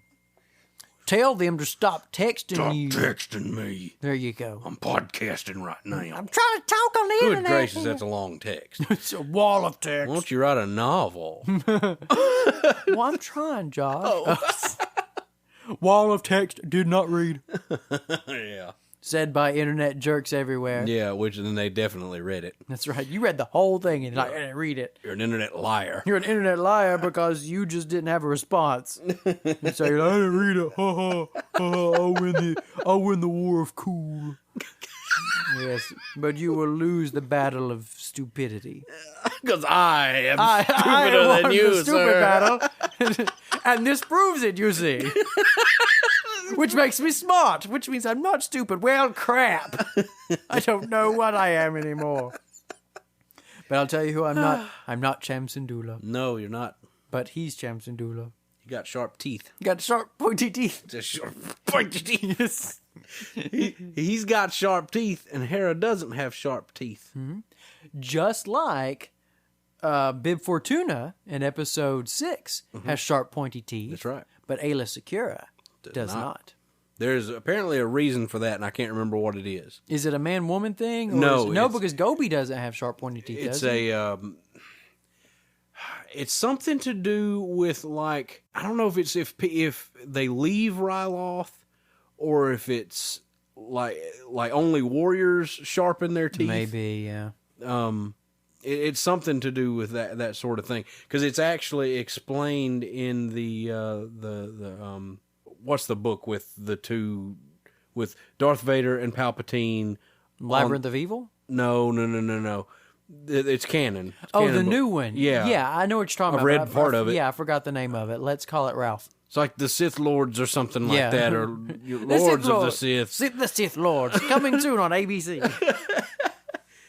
It's something like that. But anyway, it's because that book has Shamsundula in it, and he talks about Hera in that book. But he's like the main protagonist in that book. Nice. But yeah, he explains all that. There you go. So now we know. But we don't know. We don't know because we don't know what that explanation is. Huh. We are fools. Yes. So, shall we just kind of go through the episode and then you make your comments from your notes as you go, or do you want to go through your notes first? Yeah, we'll just go as we go. All right. So here we go. Welcome back, Wikipedia, our old friend.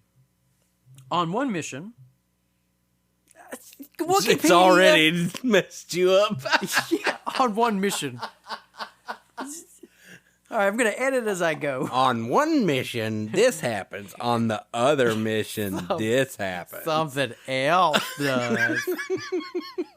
Which one do you like better, boys and girls? I think I like the one mission. But I could be wrong. Okay, so Harrison Dula. See, and I hate this too. It's like Harrison Dula and Garazeb Oriolos. Don't make me say Zeb's whole name. Okay. And plus it's doing it in past tense. So here, Just summarize it. I'm going to try to. I'm going to do my best. So you've got the rebels, our rebels, and they're transferring cargo from the Ghost to one of these Hammerhead Corvettes. Hammerhead Corvette. Baby, you're way too fast. While they're being pursued by an Imperial-class Star Destroyer. Which, when I'm watching, it makes me go, well, why'd y'all have to do the transfer here? Space is really big. Y'all could have hyper-jumped out like 3 light years away to the middle of nowhere and did it then. It just goes to show that Star Wars don't know space anymore. That's right. You don't know space anymore. And it's just tough, like we talked about last time. It's difficult to do certain types of situations while being in space and trying to do it accurately. Right. So you just okay. So they're being pursued by the Star Destroyer and some TIE Fighter escorts. Zeb loads the last shipment in. The other rebels are jumping into hyperspace, but one of the A-wings is damaged. And is the hyperdrive is damaged, and then another one tries to dock with the Ghost, but is hit with enemy fire and dies. So that lady died. The lady died. And I was just, again, when I'm watching that, I'm thinking, there's a lot of death in this show. Yeah, and it's funny is how people are criticizing it for being too kiddie. It's like people get killed in like every episode all the time. It's like in the Clone Wars, it was droids. It was a bunch of robots being cut in half. Yeah. But in this movie, it's like, I'm trying to dock. Oh, no, boom, I got blew up, I'm just a simple asteroid gas miner. Oh, no, this kid killed me. So there's a lot of death. Yeah. But so the Ghost jumps out of into hyperspace, and this sets up the problem which is that we're losing, by we, I mean the Rebel Alliance, because I'm a part of it now. We're losing pilots, and we're losing ships, and we're losing places to put ships. And so while in hyperspace, they're discussing this problem, and Sato, the commander, informs them that there's a rebel cell that knows about a Quasar Fire class cruiser carrier that has been spotted above a planet, and he suggests that they steal the ship. And again, he even says steal. We'll steal it, but I guess you steal it from the Empire. It's okay. Yeah, Robin Hood thing. That's right. Steal from the rich, give to the rebellion. That's right. Unlike other Robin Hoods, I can speak with an English accent. Oh, that is another thing we could have put in the Inner Dorkdom Minute, but we forgot to, and that is Spaceballs. Oh, yeah. The new Spaceballs. Oh, yeah. They're going to do and it's going to be the search for more money. I love it. That makes me excited. Now, I wonder, could they get Rick Moranis to come out of retirement? I hope so. You got to, because you cannot have the movie without Dark Helmet. But then again, the teaser poster says like the Schwartz has awakened with an even bigger helmet, which makes me suggest that they'll be like, oh, Dark Helmet got killed, kind of like how Darth Vader's dead. And so it'll kind of even work as a parody. So if you can't get Rick Moranis back, I guess there's that. Yeah. But boy, it'd be good to have him back. It would. Yeah, I want to see me some Ricky Boy again. I want to see some Ricky Boy. That's not creepy at all. He's going to be listening to this and be like, well, I'm definitely not going to do the movie now. Josh is creeping me out. So, this seems like a pretty good idea. But, it turns out that the planet that the ship has been spotted above is Ryloth.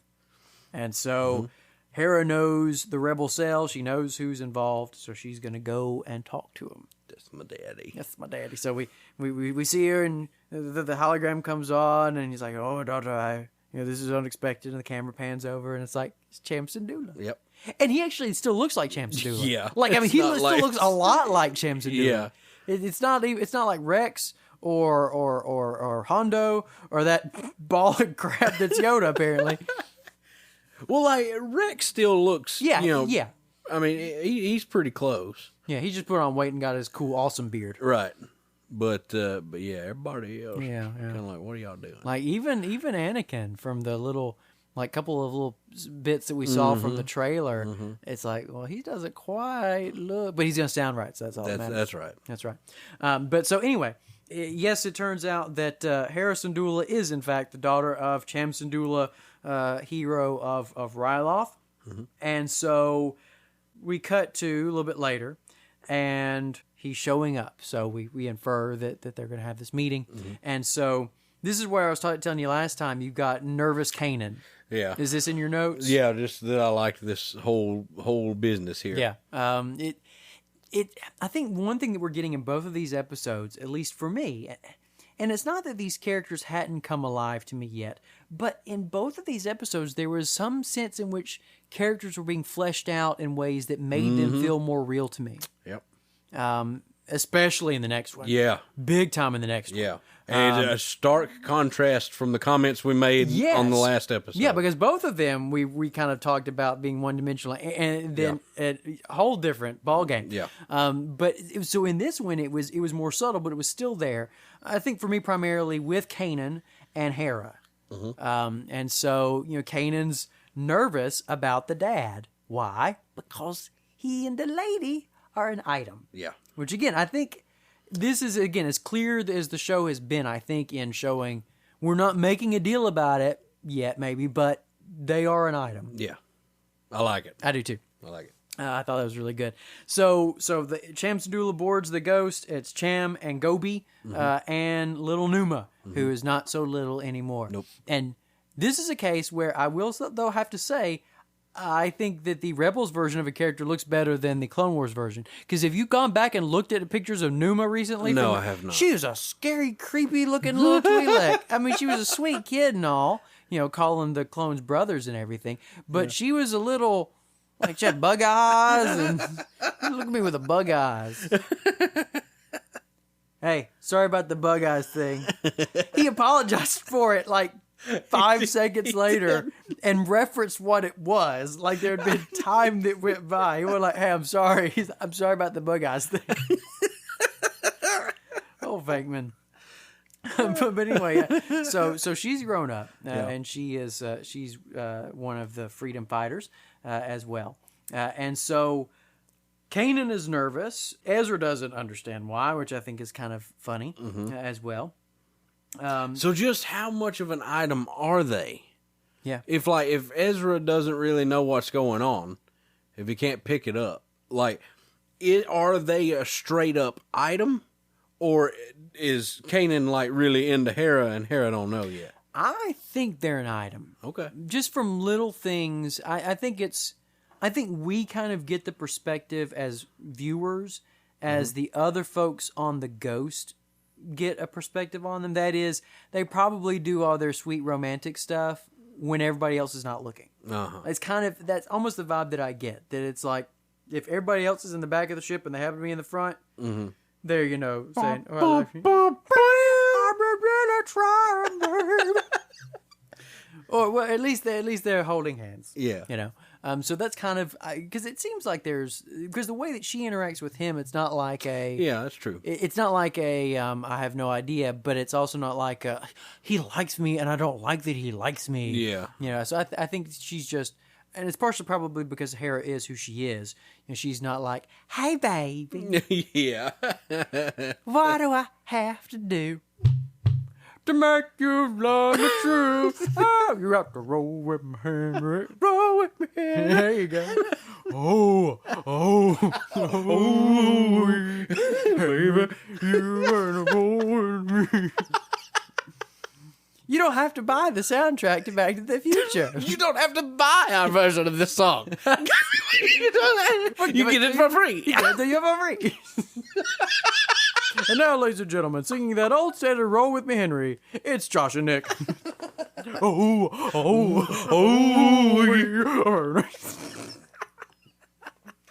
Internet gold. So, let's see, where were we? Yes. So, Kanan introduces everyone, and he doesn't get their names right, because he's nervous. Yeah, that was pretty funny. Yeah. Except for Chopper, he doesn't mention Chopper. Chopper's a little annoyed by it. It's interesting that we find out about where Chopper came from, because I don't think we knew this about Chopper. So this was an interesting reveal that was almost being slightly foreshadowed in some kind of way, that Chopper was sort of unique in this. Of course, it could have just been a joke, but it turns out to be more. Cham is impressed with the rebels, whom he calls a fine group of fighters. That wasn't even French, Nick. What were you doing? Nope. Nope, wasn't. Sound like Chandler when he was trying to get away from having to fly to Yemen. And he went into the tunnel because he thought Janice was going to leave, and then he starts to walk back out because he thought Janice was going to leave. And she's like, Chandler? He's like, nope. Nope. Chandler? Janice, there you are. I'm going to Yemen. When we get to Yemen, can I stay with you? But anyway, so they are a fine group of fighters. Sabine greets Cham and tells him that she learned about his tactics during the Clone Wars. Interestingly enough, the Wikipedia article refers to it as the Clone Wars, but have you noticed that they are consistently referring to it as the Clone War? Yeah. This happens in this episode and in the trailer clip for next week's episode when they're talking about Yoda. Ahsoka calls it the Clone War, which is consistent with what Obi-Wan Kenobi says. And Yoda at the end of episode 2. Yeah, so it's begun this Clone War has. Yeah, that's right, exactly. Last line of the movie, and now we cut to clearly dialogue-free scenes, not just kind of meander into it while we walk up a mountain and take 35 hours, and then hold the lightsaber for like another 2 hours, and then the camera flies around for another 7 hours, and then we finally Irish. Anyway. And then I just hit myself in the face with a popper stopper. So that's what I get. Diss them movies one more time. I double dare you. I dare you. I dare you. Oh, I dare you. You did it. So apparently Sabine knows about the liberator of Ryloth, which is pretty cool. Cham introduces them to Numa and Gobi. Using hologram projection pod, Hera briefs the crew of the Ghost and the Twi'leks about her plan to infiltrate the carrier above Ryloth with a stolen TIE bomber. her plan is they'll use the time when some of the ties are being launched and the ship is more vulnerable. They'll get in, they'll take over the hangar, and then they'll send another group up to take over the bridge, and they'll take over the ship, and they'll take the ship away. Mm-hmm. But what does Cham Syndulla want to do? Not that. Right. Very good. Do you remember what his plan is? No, dang it. Why'd you ask me that? I'll give you a hint. It's what Lily thought that Captain Picard should do when the Borg were invading the ship. That's what he actually, tries to do later. But That's right. Blow up the ship. That's right. Blow up the ship. No.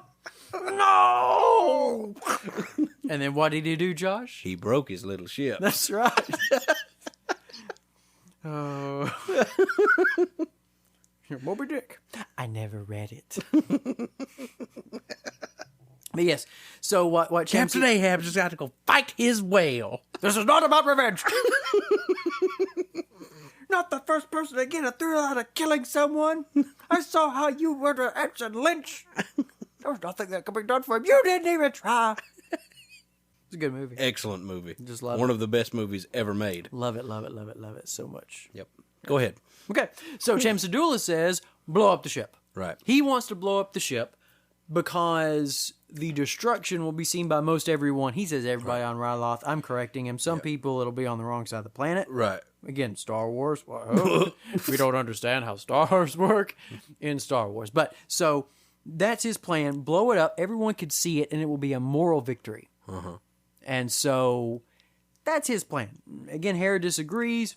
I disagree, too. I think it's a stupid plan. Oh, yes. I'm with you. Very stupid. And again, I think this brings up some of the sort of moral, ethical kinds of things, because I think Cham Syndulla is making two mistakes here. Mm-hmm. One is that he's thinking short-term instead of long-term. Right.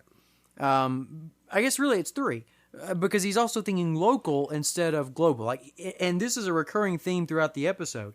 He only cares about Ryloth, he tells her. And so that's why he wants to do what he wants to do, because, yeah, these rebels are trying to free the galaxy, but he's just concerned about Ryloth. But if he doesn't do it the right way, Ryloth may not even exist anymore. Exactly. So by focusing only on helping this one planet, and by only thinking short term, he would be doing something that ultimately would not help to achieve his goal as much as if he were to think larger. Right. It's like, if you think larger, it will help the thing that you're wanting to singularly focus on. And if you'll think long term, it will better help what's going on. And the other mistake that he's making is that he's thinking about an emotional victory as opposed to a tactical victory. Right. Now, certainly morale is an important part of a war, yeah. But is it better for the people of Ryloth to see the explosion and to feel good and be like, ha ha, take that, bomber ship? Yeah. Or for the ship to be in the hands of the good guys. The good guys, yeah. So he is thinking an ends justifies the means, short-term, local, emotional type of approach. And so even though his intentions are good, the level of importance to which he's putting these different criteria and these different priorities is ultimately would have led to a bad idea. Mm-hmm.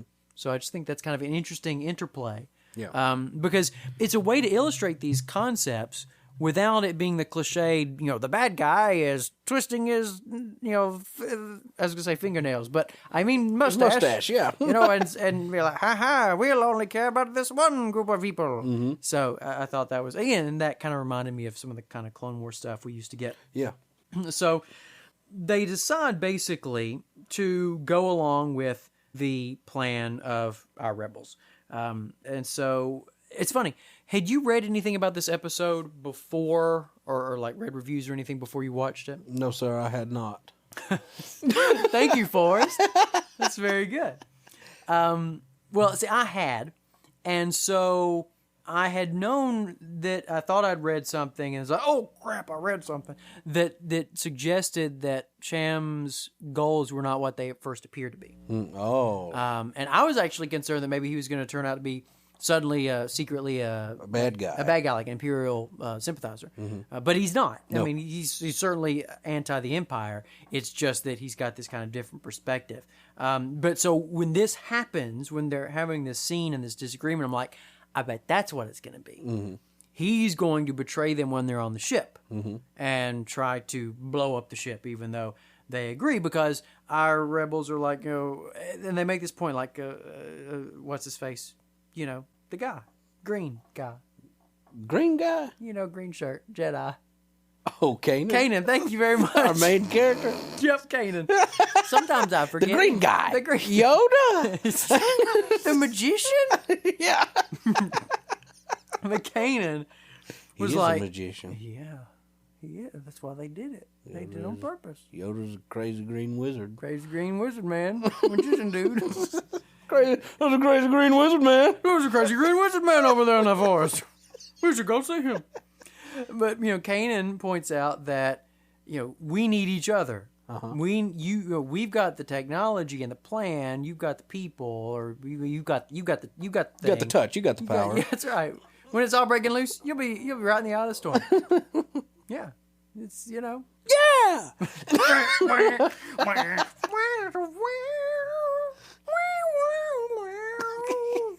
Okay, so greatest Star Wars podcast ever. It is the best, absolutely the best. So she stressed to her dad that the rebellion needs the character. You see, Cham and his band would have destroyed the ship by now if they had means to do it. She points out to him, she's like, well, now, wait a minute. If you could do it by yourself, you had already done it. So she kind of almost suspects that he's going to try to use them. He's playing you, girl. He's playing you, but she ain't going to be played. Right. But she actually is. But she's like, no. That's not the way it works. If that's all you were going to do, you would have done it already. So since they like the means, she suggests compromising and working together on her plan. Kanan backs her up by telling Cham and his group that they should work together in order to achieve a win-win situation. Right. So then we cut to a wonderful scene with Ezra and Hera, and Ezra asks about her relationship with her father. And so Hera is repairing Chopper, and Hera reveals that she and her father had not spoken for years due to their differences about her joining the rebellion rather than fighting for Ryloth's freedom. So again, this motif comes up again, focusing on one versus everybody. She explains that Cham had spent his whole life fighting both the Confederacy of Independent Systems and the Galactic Empire. After her mother died, Cham devoted his whole life to freeing Ryloth from Imperial rule, even to the point of neglecting his own daughter. So it's like he became a man on a mission. That is actually something that's in the Lords of the Sith book, or whatever it's called, the Sith Lords. On ABC. On ABC. Right after Peggy Carter. Peggy Carter's going to fight some people, and then Darth Vader and Darth Sidious are going to hang out. But like some of his internal monologue is about that. Like basically, like he regrets not spending time with her, and she's off doing her own thing now, and he chose to stay and fight and all that. So yeah. That's backed up before this episode came out. Very good, yes. That's awesome. So the conversation is sort of interrupted by Cham coming in the room, and so Ezra leaves, but he has to give his, family's always important kind of like, stop showing off, kid. I'm the kid, but I know stuff. I know stuff. Them whales talk to me. They still talk to me in my dreams. In my dreams, they're still the same. And so here's where we find out that Chopper was an old astromech droid that Hera had found during the Clone Wars. So Chopper not only has a background with Hera that we didn't know about, but he is got a background with the Clone Wars. That's right. That we didn't know about. That's pretty cool. Hopefully we'll learn more about his background in the Clone Wars. Yes. They should do like a flashback episode where we see him in the Clone Wars. Yeah. done in the Clone Wars style. Yes, exactly. And Obi-Wan shows up. Yeah. And Ahsoka. Maybe it was Obi-Wan's droid at one point. How crazy would that be? How crazy would that be? That'd be crazy. I don't ever seem to remember owning this droid either. That's right. Why is it all the time people tell me I own droids? I didn't own droids. I was all 4, and then he got his head cut off. That's it. That's the only one I ever had. Stop trying to say I've got droid. Are you trying to make me pay more taxes? Droid tax. I don't want to pay the droid tax. I'm not going to do it. My Obi-Wan's off tonight. It's kind of sad. That's because you're stupid. No, not you, old Obi-Wan.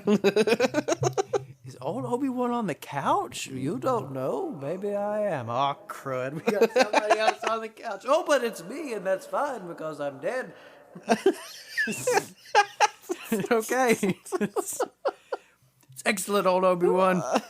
Glad to have a new character. I'd prefer young Obi-Wan. You can't do young Obi-Wan consistently enough. Hey! Normally I can. Well, maybe not. Anyway. So, where were we before I got interrupted? My ghost Obi-Wan. That's my name. Shut up. Ghost Obi-Wan. Ghost Obi-Wan. Ooh, that you could have like a hoodie that says Ghost Obi-Wan. Ghost Obi-Wan. What's up, Holmes? I'm Ghost Obi-Wan. I was dead since before you were born. Well, anyway, carry on. I'm gonna go over here now. You're too sweaty. What? No. It's going to some weird places, I tell you what. Mine is the weirdest podcast ever. Where were we? Oh, yes. Droid. Droid tax. Droid tax, that's right. Pay the droid tax, that's right. Excuse me. I gotta get my voice back. So, let's see. Cham remarks that if Hera had showed him half the devotion that she had shown to Chopper, who he calls a second-rate junk pile, that they would have won Ryloth back by now. Chopper gets angry. His little devil horns come out, and he's, doing his angry Chopper thing. He's got the devil horns. He does have the devil horns. It's kind of scary. And so, there you go. Chopper grunts in protest. Cham proceeds to scold his daughter for devoting her life to the rebellion, which he believes to be the wrong cause. And then, as they continue the conversation, and Hera defends her devotion to the rebel cause, arguing that the rebels are trying to free everyone, including This is where Ryloth. things get interesting. And how so? Her accent changes. Yeah. Which is like, that's actually a thing that people do. Yeah. Like when they talk to their parents, like if they hail from a different, part of the world or a different part of the country or something like that has an accent, when they talk to their parents, they tend to use the accent that they were raised with. Yeah. I did that with my dad a lot. Like when my dad and I would talk, like my accent would Kick up a notch. Yeah, it'd kick up a whole big lot. old notch. I know my accent is clearly not listenable here. I mean, you cannot hear that I have an accent. No, I thought that you literally were born in Midwest. Right. But it's a big surprise. I'm not. Really? No. Shock of shocks. No. I was born in the heart of Alabama. That's right. And this is not what heart of Alabama sounds like. No. But you guys would not believe. You would not be able to understand him. That's not true. It's not. Let's see if I can conjure this. Because we talked about on the last episode how we can't do our own accents correctly. That's right. So I'm going to see if I can do mine. It could go something like... Oh, this is tough. Because I'm trying to force myself to do my real accent. Right, but you can't. It's real.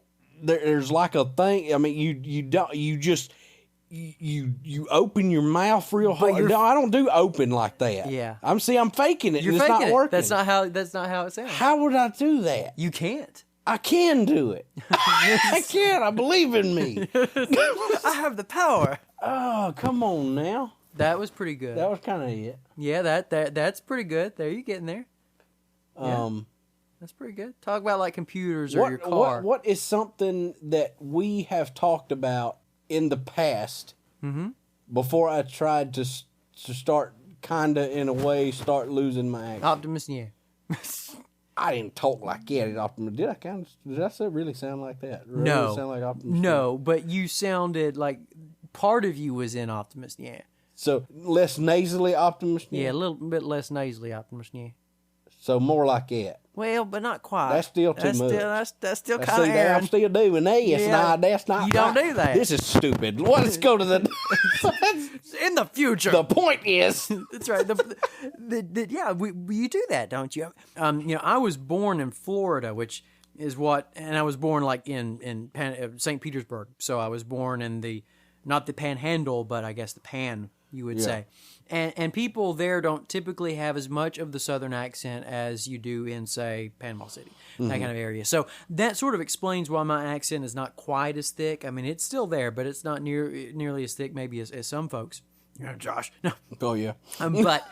But even though that's the case, and I lived in Florida until I was 4 years old, but when I'm talking on the phone, like with my mom or with my stepdad, I start talking with more of a Southern accent because that's what they talk with. Mm-hmm. And it's like I start talking with more of an accent, not than I grew up speaking with and have later on in my adult life gotten rid of, but more of an accent than I ever normally talk. Right. But it's because it's kind of their accent. Yeah. The same thing with like my grandmother. You know, it's like that, hey, Granny, I'm doing all right, and flatten my eyes out a lot, and that sort of thing. So I thought that was really interesting that she suddenly starts getting the French accent, which is the Ryloth accent. I was like, whoa. Which I'm going to straight up admit, rather hot. You're like, Hera, I haven't thought of you this way before. I'm usually thinking about Sabine, but now I'm thinking about you, and it's never happened before. See, I can do young Obi-Wan. Whatever, man. Those are your issues, not mine.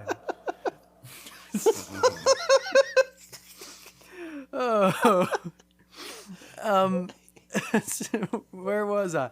Oh yeah. So, Hera, you're like, hello. Hello, Hera.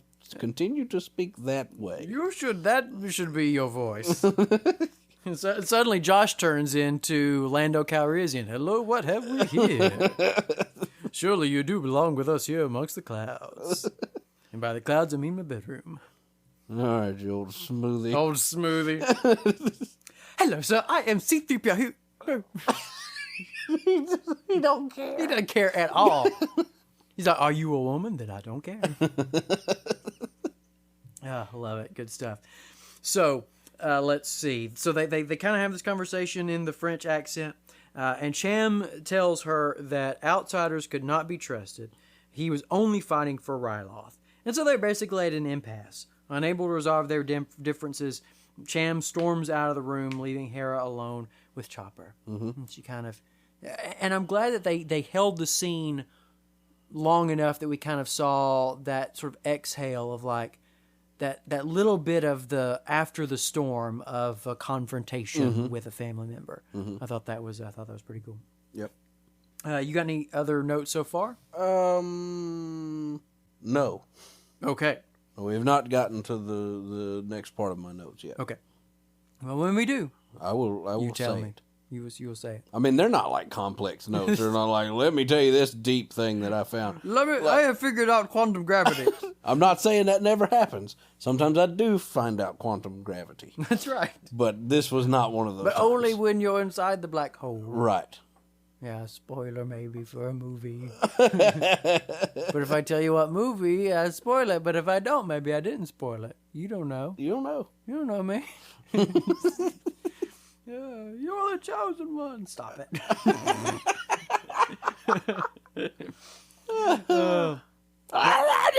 It's just, that's my Anakin impression. That's good. That's real good. A couple weekends ago, we were at the Space and Rocket Center in Huntsville. Mm-hmm. Oh yeah, that reminds me. Mm-hmm. You saw episode 7 again. Yes. How did you feel about it? Your fourth time watching? You know, I've kind of settled into I really like these characters. I really like the music.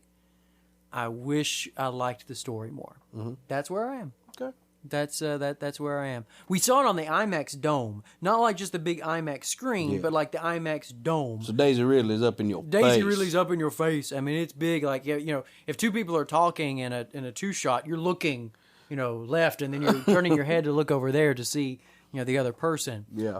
And so it's a different experience, but it was pretty cool seeing Star Wars at the Space and Rocket Center. Yeah. And it was actually the second time I had seen a Star Wars movie in IMAX there at the Space Dome.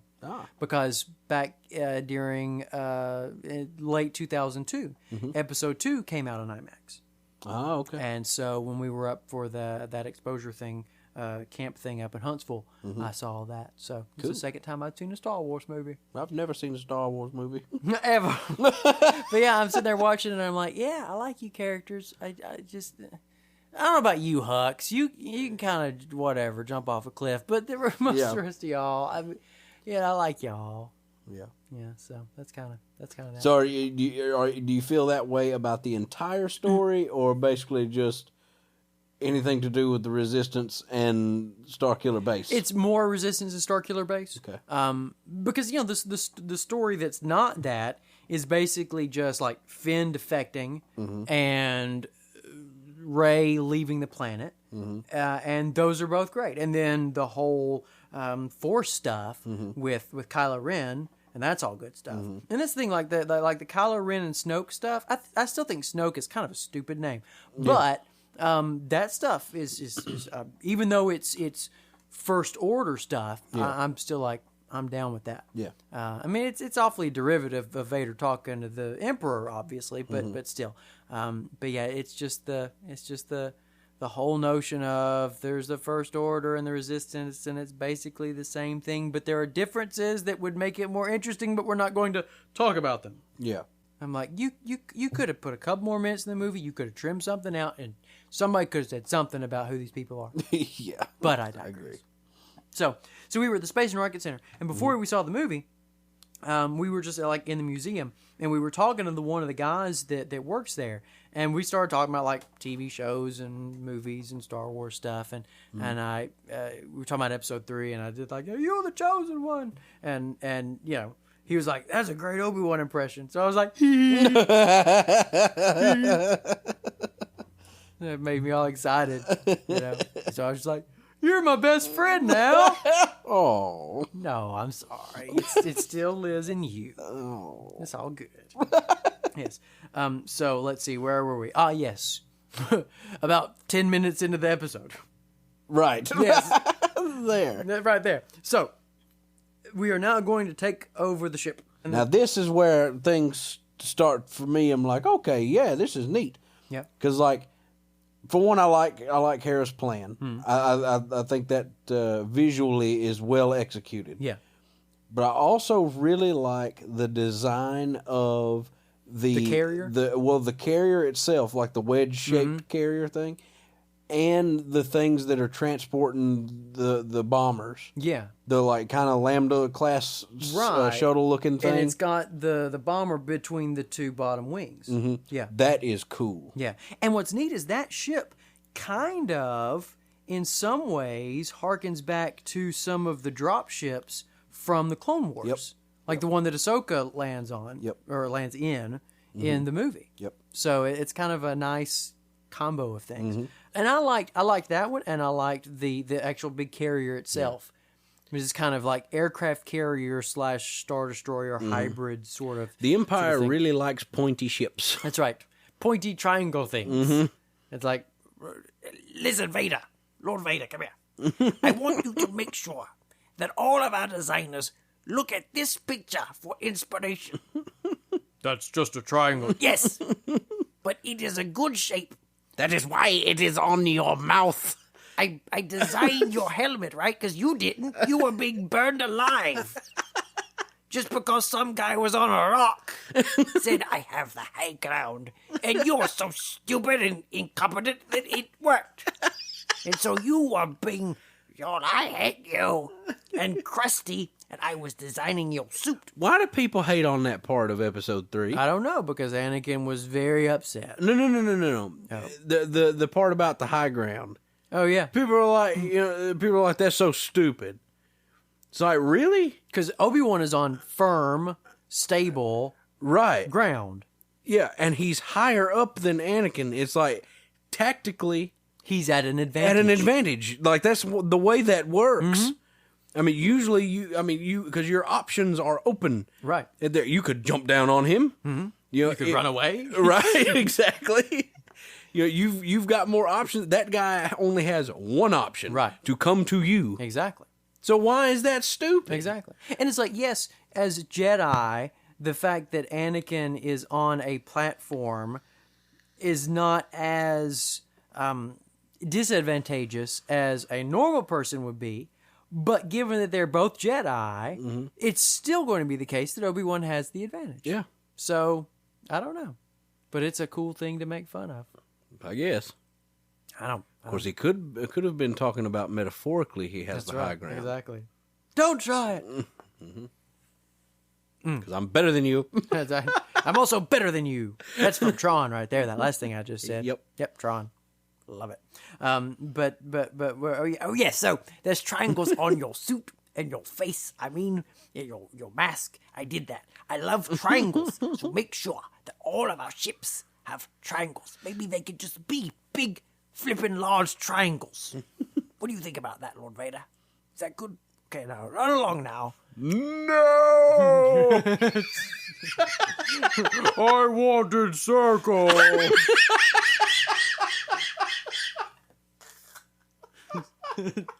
Just like Hondo Anaka's ship. Oh. I heard that, Lord Vader, and I don't care. Every morning when you look in the mirror and you see triangles, know that they're triangles, not circles. Suck it. Yeah. Now on their way, we do get a little bit of some character moments there as Hera's sitting in the pilot seat, being annoyed at Kanan. Yeah, and her dad. As her dad's telling all the war stories. Yeah. And she keeps shutting the door, which I thought was good. And again, now we get explicit references to that episode of the Clone Wars. Yeah. And how he's like, they sing songs about it, the Hammer of Ryloth. And I'm like, was that the name of the episode? But it wasn't. Yeah. Would have been kind of cool if it was, though. I thought the same thing. And I looked it up. I'm like, oh, no. But so it was a night. I mean, he mentions the bridge, the whole deal. Mm-hmm. But then, like, when he comes in there, and he's like, oh, I was wrong. I like your dad. Yeah. And she's like, oh. I could listen to your stories all day. Champs and Doolers. And I could tell them all day. It's like, oh, great. My boyfriend and my dad get along, and that's not what I wanted at all. It's like, well, sorry, sometimes that happens, Sarah. Yep. And then, of course, it pays off later when he's like, no, I don't like your dad. Yeah. And then he turns out to be okay. Mm-hmm. So it worked out well. So they exit hyperspace. The Rebel shuttle approaches the carrier. Everyone boards the stolen TIE bomber. Sham instructs Gobi to prepare for the landing. The Rebels plan to seize the carrier while its TIE bombers are on a bombing run, as we said earlier.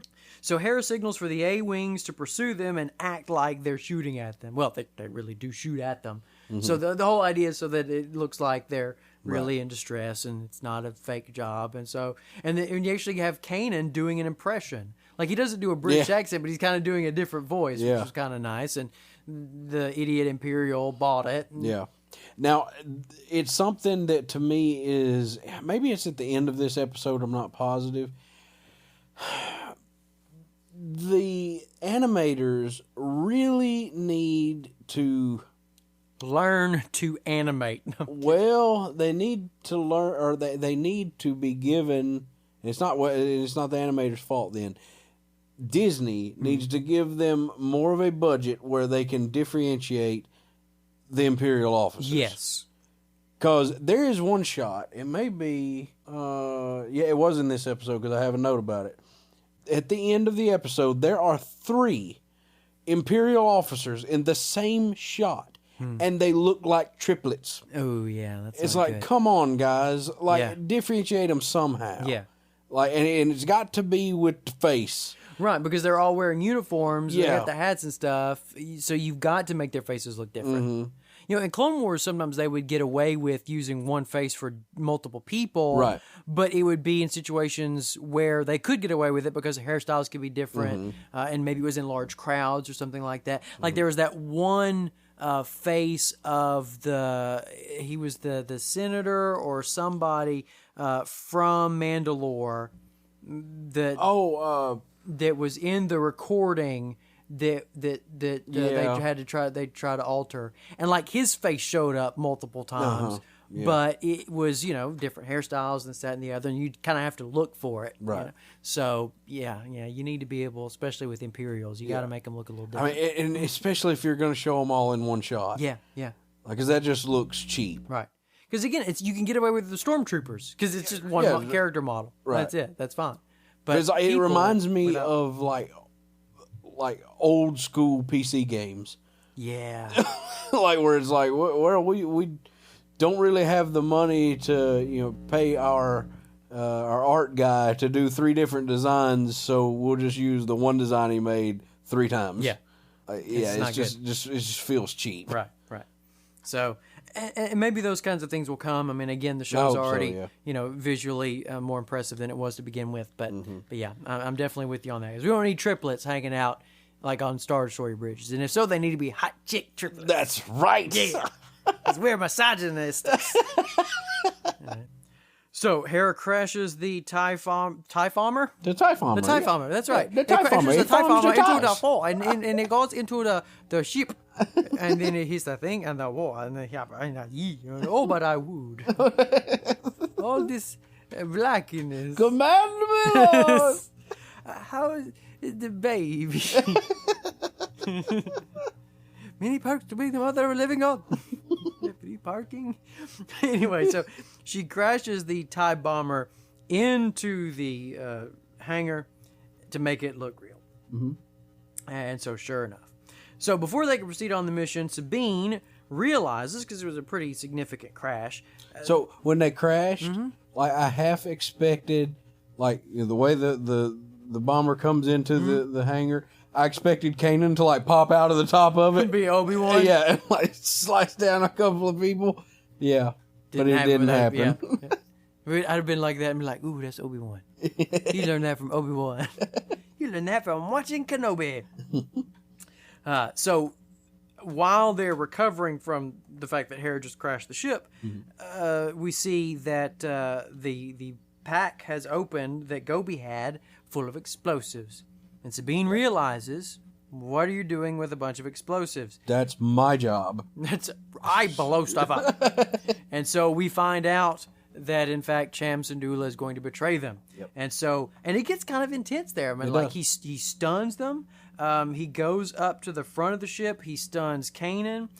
He stuns Chopper, which you probably got a little bit of pleasure out of, because it's almost like he was jealous of Chopper. Yeah. Which is this weird kind of dynamic that's going on. And so basically leaving only Hera awake. And he explains to her that, we had to use you. Mm-hmm. We've got to blow the ship up so that people will be happy. And we find out that he didn't stun her, which I thought was interesting. Yeah. Because then when we cut back to her, she's chained to the steering wheel, essentially, and yelling for Chopper. Yeah. So it's just one of those subtle things, but I thought, yeah, that makes sense, because he probably wouldn't be able to find it within himself to actually stun her. Right. He doesn't mind doing it to her friends, but that's my daughter. I just don't know if I could fire the stun gun at my daughter. So Chopper frees Hera and tells her that Cham has betrayed them, which of course she already knew. Ezra and Sabine inform Hera that the Twi'leks have the detonators. Hera realizes that Cham is probably heading to the ship's munition racks, and so she's going to have to stop her dad. Mm-hmm. And so then there's a lot of fighting going on and stuff. On the bridge of the Imperial carrier, the commander sends reinforcements to check the adjacent hangar bay. After losing contact, Sabine and Zeb attempt to sneak up on Numa and Gobi, but get involved in a blaster battle. Mm-hmm. Meanwhile, Cham proceeds to sabotage the hyperdrive. In the ship's corridors, what do you think about this little moment here? Ezra and Kanan are fighting stormtroopers as the blast doors are closing. I had a note about that. And this is how my notes go. Mm-hmm. Kanan and Ezra getting through the corridor and blast doors was neat. It was neat. It was one of those things that it's like, you could put that in a movie. Yeah. Like, it just had that certain je ne sais quoi. What the French call a certain... I don't know what. that made it stand out. Yeah. And it's funny, I think Kevin felt that way, because musically he kind of flourished it up a little bit. But it was just it was a nice visual, and it's funny because you see it coming, right? Because it's like the doors are closing. It's like, okay, they're probably going to kind of jump through it some force kind of way, and that's exactly what they did. But it becomes better than what you expected. Mm-hmm. So I thought it was just a nice little moment. I'm like, yeah, it kind of wasn't there something similar to that in the Clone Wars animated movie, like when they're scaling the building. Yeah. Or maybe it's just what it reminded me of. Yeah. But just the fact that they're like force pushing and pulling each other through the things and all that stuff was neat. Yeah. In this episode. Yes. Oh, yes. Most definitely. It was almost like a rubber band kind of pulling sort of thing. Yeah. So maybe it just maybe in the movie. I'm really tired, so I don't know what I'm saying anymore. But that's good. It's good because we got this episode, another one. Right. But there's just something about it reminded me of the wall scaling bit. Yeah.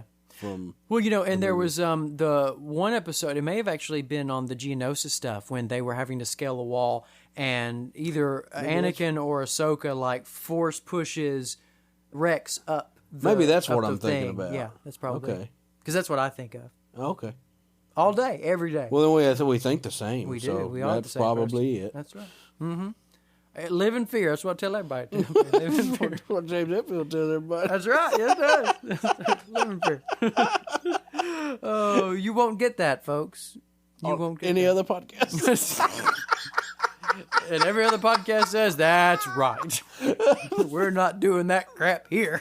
And it's like, you keep talking like that, you better live in fear. That's what Rob Southgate says. That's right. Like, you keep talking like that, you dummies. Morons. Oh, I rue the day. That I let them be on the network. So they get to the end, they use their lightsabers to open the blast doors, but then there's some other doors that they have to wait for Chopper to open, which I could think, why don't you just use the lightsaber to open them doors too? Mm-hmm. If you could open blast doors, can't you open normal doors? Yeah. But maybe normal doors are bigger. I thought they were going to do, that the stormtroopers were going to do the whole, because, there's a close the blast doors. Right, and then open the blast doors. Yeah, and they didn't do that. Yeah, which is good. Yeah. It's like, you don't need to do that joke too many times. Right. You got to keep that joke, You got to keep that joke down to one time. Keep that to one. That's a one joke. One only. One ping only, Mr. Pazzini. Hunt for Red October? I don't know that I've ever seen that You should watch that movie. It's a good movie. It's the first Jack Ryan movie, yes, is it not? When Jack Ryan was not Harrison Ford. Yeah, it was Alec Baldwin. Yes, that's right, Mr. Baldwin. Yeah. But what's funny is, I didn't like it as much as Harrison Ford being Jack Ryan. Oh, no. No. You know who also made a good Jack Ryan? Ben Affleck? He did. I did not see the Sum of All Fears. Sum of All Fears is really super good. There you go. Yeah. Yeah. Fair enough. So, let's see what's happening meanwhile in Rebels. So, they make it to the bridge, and Ezra uses the Jedi mind trick to tell them that they all need to leave. So, I know how you kind of have a tenuous relationship. Yeah, I was fine with it. Okay, yeah, that's what I was about to ask. I thought it was a nice moment because he fails and then he succeeds. I mean, it's the same joke from episode 7, but it works because it's kind of played a little bit differently. And I got to admit, I found it amusing when Ezra first got it to work, and so the commander tells everyone, "You need to leave the ship. That's our fire. We're in trouble." And nobody does anything. He's like, "No, really, I mean it. I'm the captain." I'm the captain. And so that's what he says. "No, really, I mean it. I'm the captain." I'm like, that's good. That's nice. I like that. I do think that all things considered, they typically do a decent job with keeping Ezra from being overpowered and the Wonder Kid. Yeah, well, and then that's the thing. That's what disappointed me about that last episode. He was out of place. Yeah, up until that point, out of place. They had been doing. I liked Ezra as a character, and I didn't figure that that's the way they would continue to use him. I figured it was just a one-off, basically to serve this dumb plot that we have on this episode. We need to, make this kid do this. Right. So, it was the character serving the plot rather than the plot serving the character, or however that's Yeah, exactly. It was the character was changed to meet the needs of the plot, right, rather than the plot reflecting who the character is. Yeah. Which is the way it should be. The characters always need to be consistent. Yep. So there you go. It's funny, next week, it seems like they may be foreshadowing, or at least opening up the possibility of Ezra going bad. Oh, really? Well, because in that thing? Yeah, because like in the trailer, there's a bit there when Yoda, Weird Yoda, is talking to Ezra, and he says something about, well, Ezra says, I can see you, and I couldn't see you the last time we talked. And Yoda chalks it up to, well, you're growing a little stronger in the Force, and with that comes, things, including danger or something like that. So, like, it kind of, like, explicitly says, like, foreboding. I hope he does turn bad. But kind of neat. Well, and not like from I like dark stuff to happen. But like we've talked about before, from the standpoint of story integrity as a whole. Yeah, it gives him a place to go. Yeah. Without, like, just let's kill off one of our good characters. It's like, let's turn him bad and then kill him off. Exactly. Yeah, exactly. That I'm okay with, I guess. Yeah, and maybe you could even kind of redeem him, but I don't want you to redeem him, though. Yeah, I don't want everybody that turns Vader. bad to be redeemed. Right. Some people just got to die. Yeah. So, meanwhile, Sabine and Zeb are fighting Gobi and Numa, and they use a mouse droid rigged to trip them up and knock them out. Do mouse droids lead stormtroopers around? Yeah, what do they do? Because that's what they did in this episode, and that's what they have done in the movies. It's like, here comes a mouse droid, and then here comes stormtroopers around the corner. That's true. In this one, like, the mouse droid comes through the door, and the stormtroopers are right behind it. It's like, come this way, guys. Like, what's that about? That's a good question. Maybe that's a great observation. Maybe that's what they do. Maybe. Because stormtroopers aren't, they're not bright. Too bright, so maybe... Maybe that's... You've got to go over there, sir. Maybe stormtroopers don't see with their eyes. They hear with their ears. Right. So they follow around the... So all you got to do to, like, lead them over a cliff is to... Yeah. And then they just go over. You can play a big old game of lemons. Exactly. Y'all know lemmings. Some of you know lemmings. Like, no, we weren't born till 2006. We don't know about your lemmings. We are 10. We are 10 years old. Most of the crap you say goes over our heads, and our parents aren't too fond of you saying crap, by the way. But then again, there are other podcasts where people say lots of more horrible things, so... They let us listen to those, so... That's right. So I said, Mom, I'm 10 and you're inconsistent. What do you think of that? And my mom said, your logic is impeccable. And so she let me listen to you. But I don't know why I fought to listen to this garbage. Well, you're 10. You don't know any better. That's why. So they rigged the mouse droid, and it works. Gobi and Numa are knocked out.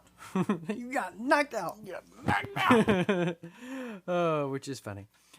So Friday, you got nothing to do. So both sides are in a deadlock. Hera tries to reason again with her father, telling him that if they destroy the carrier, the Empire would just send another one to Ryloth. But if they steal the character, they could use it to fight the Empire. Character? You're going to steal the character, Nick? Did I say character? You did. I meant to say carrier. Okay. I'm tired. Me too. Yeah. Good thing that we're doing this episode. Right. Cham responds, I think next time I'm going to write, like, summary notes. Okay. Yeah, that's what I've just decided. I think that's part of our problem right now, is that. It's a that stupid thing. Yeah, I think that's exactly right. So, do we want to kind of, like, mildly abandon it? Yeah. Okay, we're going to mildly abandon it. And people are like, finally! I'm like, would y'all just stop reading it? How about let's do this? Go through your notes? Yeah, let's just go through my notes. Okay. Because my notes are very broad strokes. Because my notes are very better. Because I made them, and you did not. They're not like the filth that you would have come up with. Yeah, filth monger. Let's see. Here's a good one. The end of the episode. Yeah. When the entire cast is all standing there, you know, and they're all facing the camera and everything, and then boom, rebels. Rebels.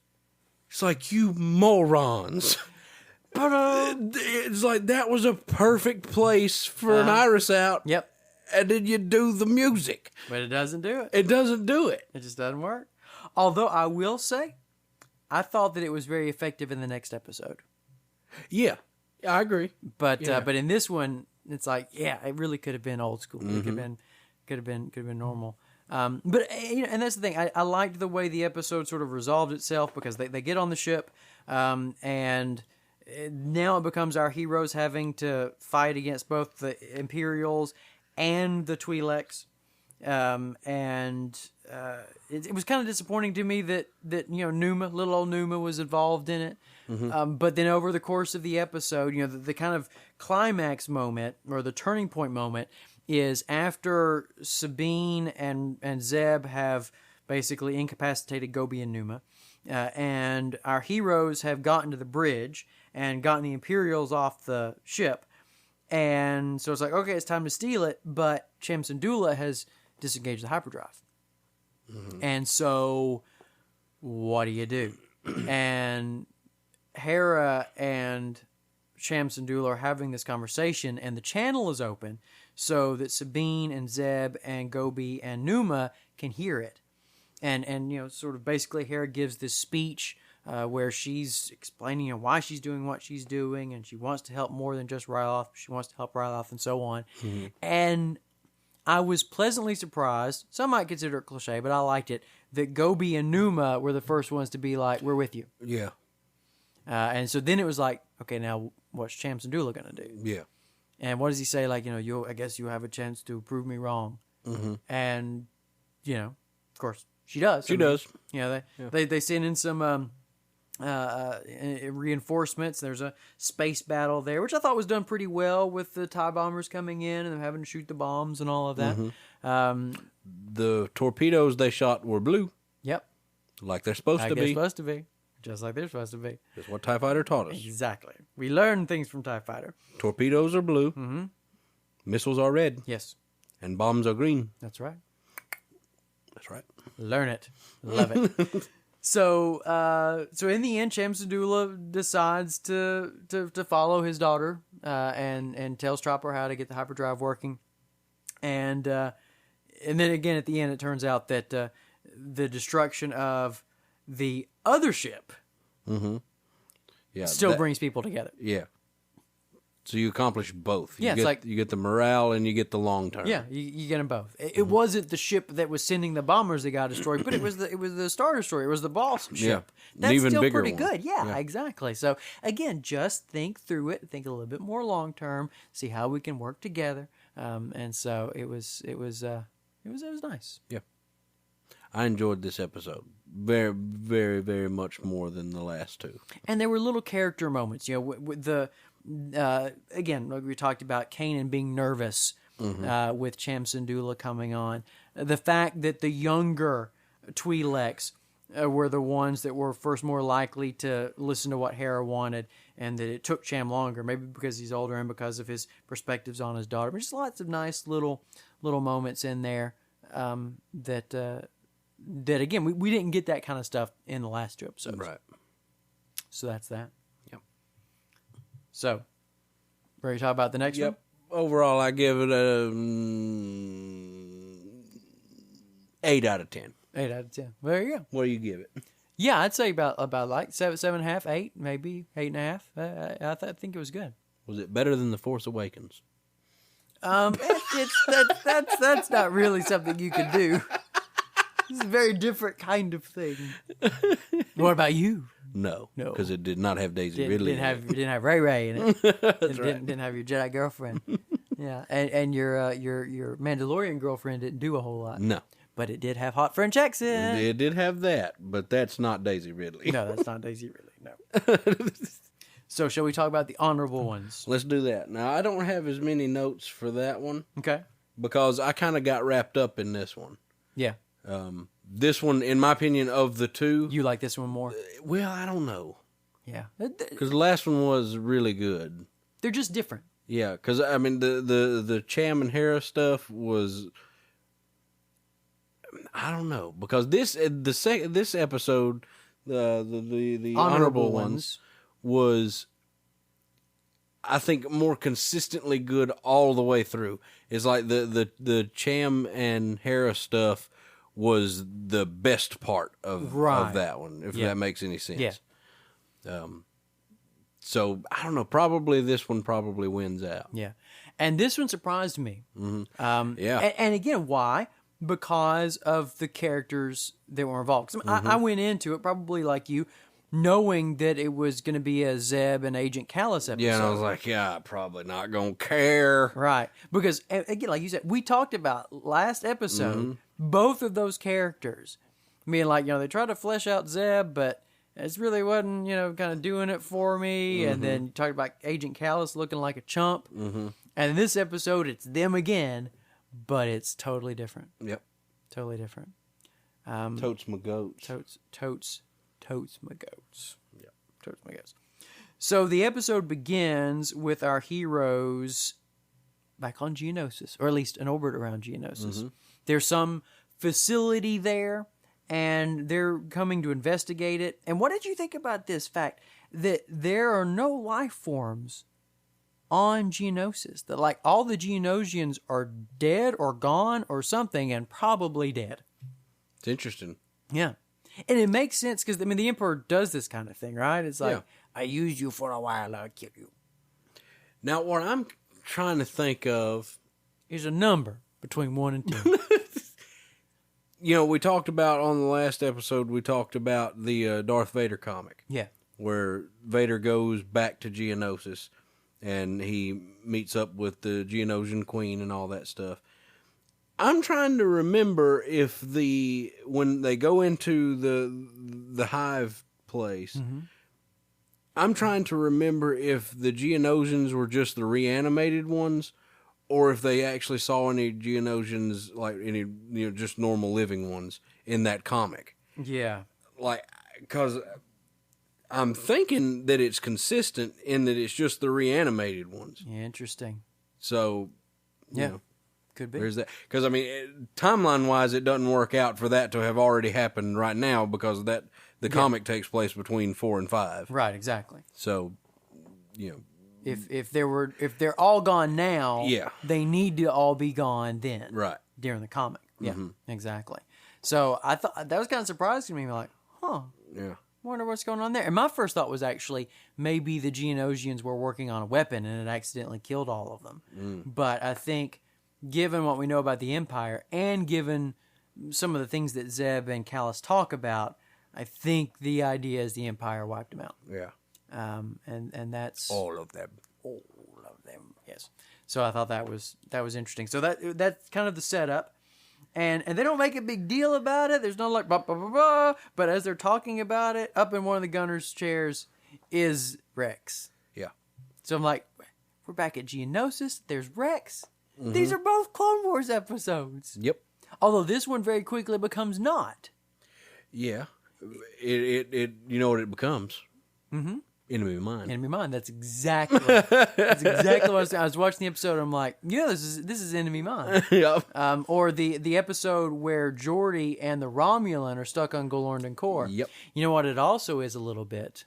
Darmok and Jalad at Tanagra. We didn't plan that, folks. We didn't even talk about how that. We ought to point out that it's kind of like that. Nope. No, we just knew. We just knew.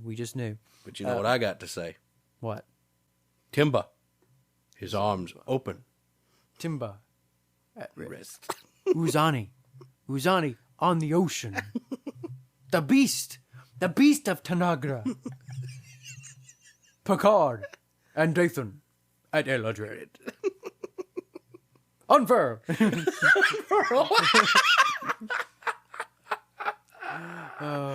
But it really is. It's that classic story that's been told, hundreds of times, maybe thousands of times, of two enemies that are forced into an unpleasant, difficult situation.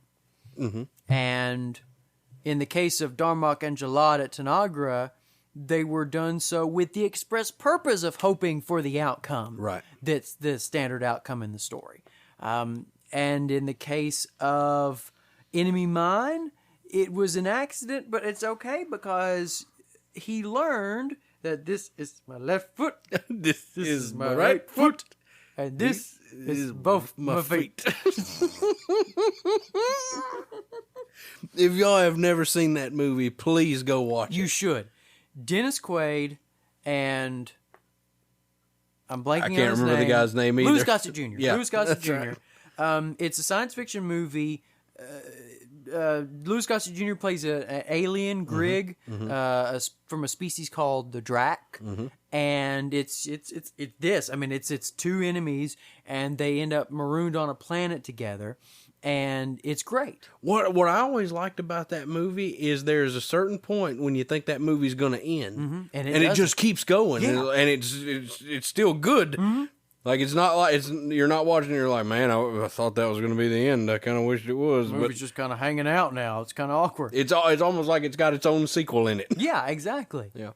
Zombies get 4 or 5? No, zombies don't get 4 or 5. You, my friend, perhaps you forgot what you said about Mickey Mouse. I'm sorry. I did not mean it. Louis Gossett Jr. was great in that. I mean, he brought all these interesting quirks to Jerry. It was good stuff. Yeah. So this is an accidental one. They approach. Well, and it's interesting the two characters they chose too. Yeah. Because both of them, they have a history of hating one another, like furious hatred. Like even from the first episode, that was kind of like a thing. And it's funny. You watch that first episode, and then you watch this episode, and you're like, I don't think I saw that coming.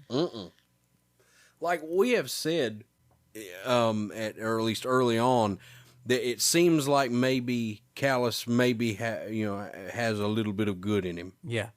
Because I mean he's got this thing. I mean, I think even Dave Filoni said it that there's more to that character than just being a straight-laced, uptight Imperial guy. Yeah.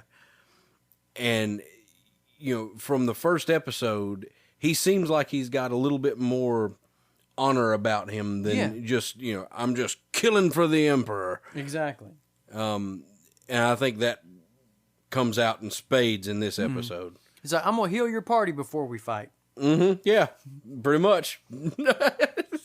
And so, what was his name? In that, Gomez. No, not Gomez. Because he was the fire elemental. Oh, Rubicant. Rubicant, thank you. It's like I knew it started with an R. Rubicant. Yeah, so he's kind of got a little bit of a Rubicant sort of thing going on. But here's where it starts to pay off. They get to the station, and it turns out that it's a trap. And I think Zeb even calls it. He's like, it's starting to feel like a trap. And then it's a trap. The one line amused me when the trap has been sprung and they're sort of fighting. And I think Kanan radios back to Hera, and he's like, we're in one of those situations that we get in. He's like, and there's some droid out there closing doors. Yeah. And just the way he said it amused me. So then you kind of get this fight between Chopper and the other droid. That was funny. It was. That was good stuff. It's like, I like droid fights. And Chopper being built the way he is kind of does give him some advantages, because he's got those little devil horns that he can punch people with, and then he's got his little shocker. And the astromech droid, the traditional sort of looking one, it's like, you look like you came out of Clone Wars. Yeah. Like, you just straight up do. Yeah. You don't even look like R2 in this show. You look like a Clone Wars droid. But anyway. So what do the Empire use astromechs for? I don't know. Like, other than like maybe exterior ship repair. Yeah. But like, as far as we know, none of their fighters use astromechs. Yeah. I mean, none of them are hyperspace capable if X-Wing and TIE Fighter are correct. And at least until you get to like, gunboats and stuff like that. Yeah. Were TIE Advance? TIE Advance had hyperdrives. TIE Advance did, gunboats did, TIE Defenders did. Think that was it. Yeah. Yeah, because I don't think bombers did. Yeah. And obviously, now there were certain missions where some of the like a regular TIE fighter had been modified with a hyperdrive. So it could happen, but it usually didn't happen. Yeah. Yeah. Again, important TIE fighter stuff. That's right. You get on this podcast right here, nowhere else, no further. And so the spring on the trap has been sprung, and you get some nice battling. They all escape except for Zeb, who at this point is already fighting with Callus, and they're kind of doing their. On the one hand, one can say interesting. On the other hand, one could say at this point almost cliche thing of, okay, they're fighting. Yeah. They don't like each other, and they're fighting, and he's got this thing against, what's Zeb's species? Lasat, thank you. Against Lasat, and so it is what it is. And so our ghost leaves with everybody on it except for Zeb. Zeb and Callus get an escape pod, and they start to go towards Geonosis, but then they go around Geonosis. Lo and behold, there's a moon. Again, space nerd in me's like, no. No. First of all, if they wanted to land, they wouldn't shoot towards the planet. I mean, I guess you could, but all you have to do is slow your orbit down, and then gravity would pull you in. Yeah. But then if you're kind of going too fast, you're probably not going to slingshot around the planet. Yeah, if you did that, you might travel back in time. That's right. You got to watch out for that. And you get some whales. And so, but you'd have to be traveling suddenly awfully fast to go around the planet and then go hit one of its moons. Yeah. It's like they're not just like right over there. Yeah. But anyway. And so I was a little bummed out that they weren't going to go to Geonosis. Yeah. I'm like, oh man, they're going to this other, made up moon? What's a bull malarkey? And so they land, and we can infer that Callus has probably broken his leg because he yells out. Yeah. It's very convincing. It was. Good voice acting on the pain yelling. I was because I felt that one. I was like, ow, but that did hurt. I don't even have legs. I was like, ooh, that's not good. And so we have Agent Callus and Zeb stuck on a planet together.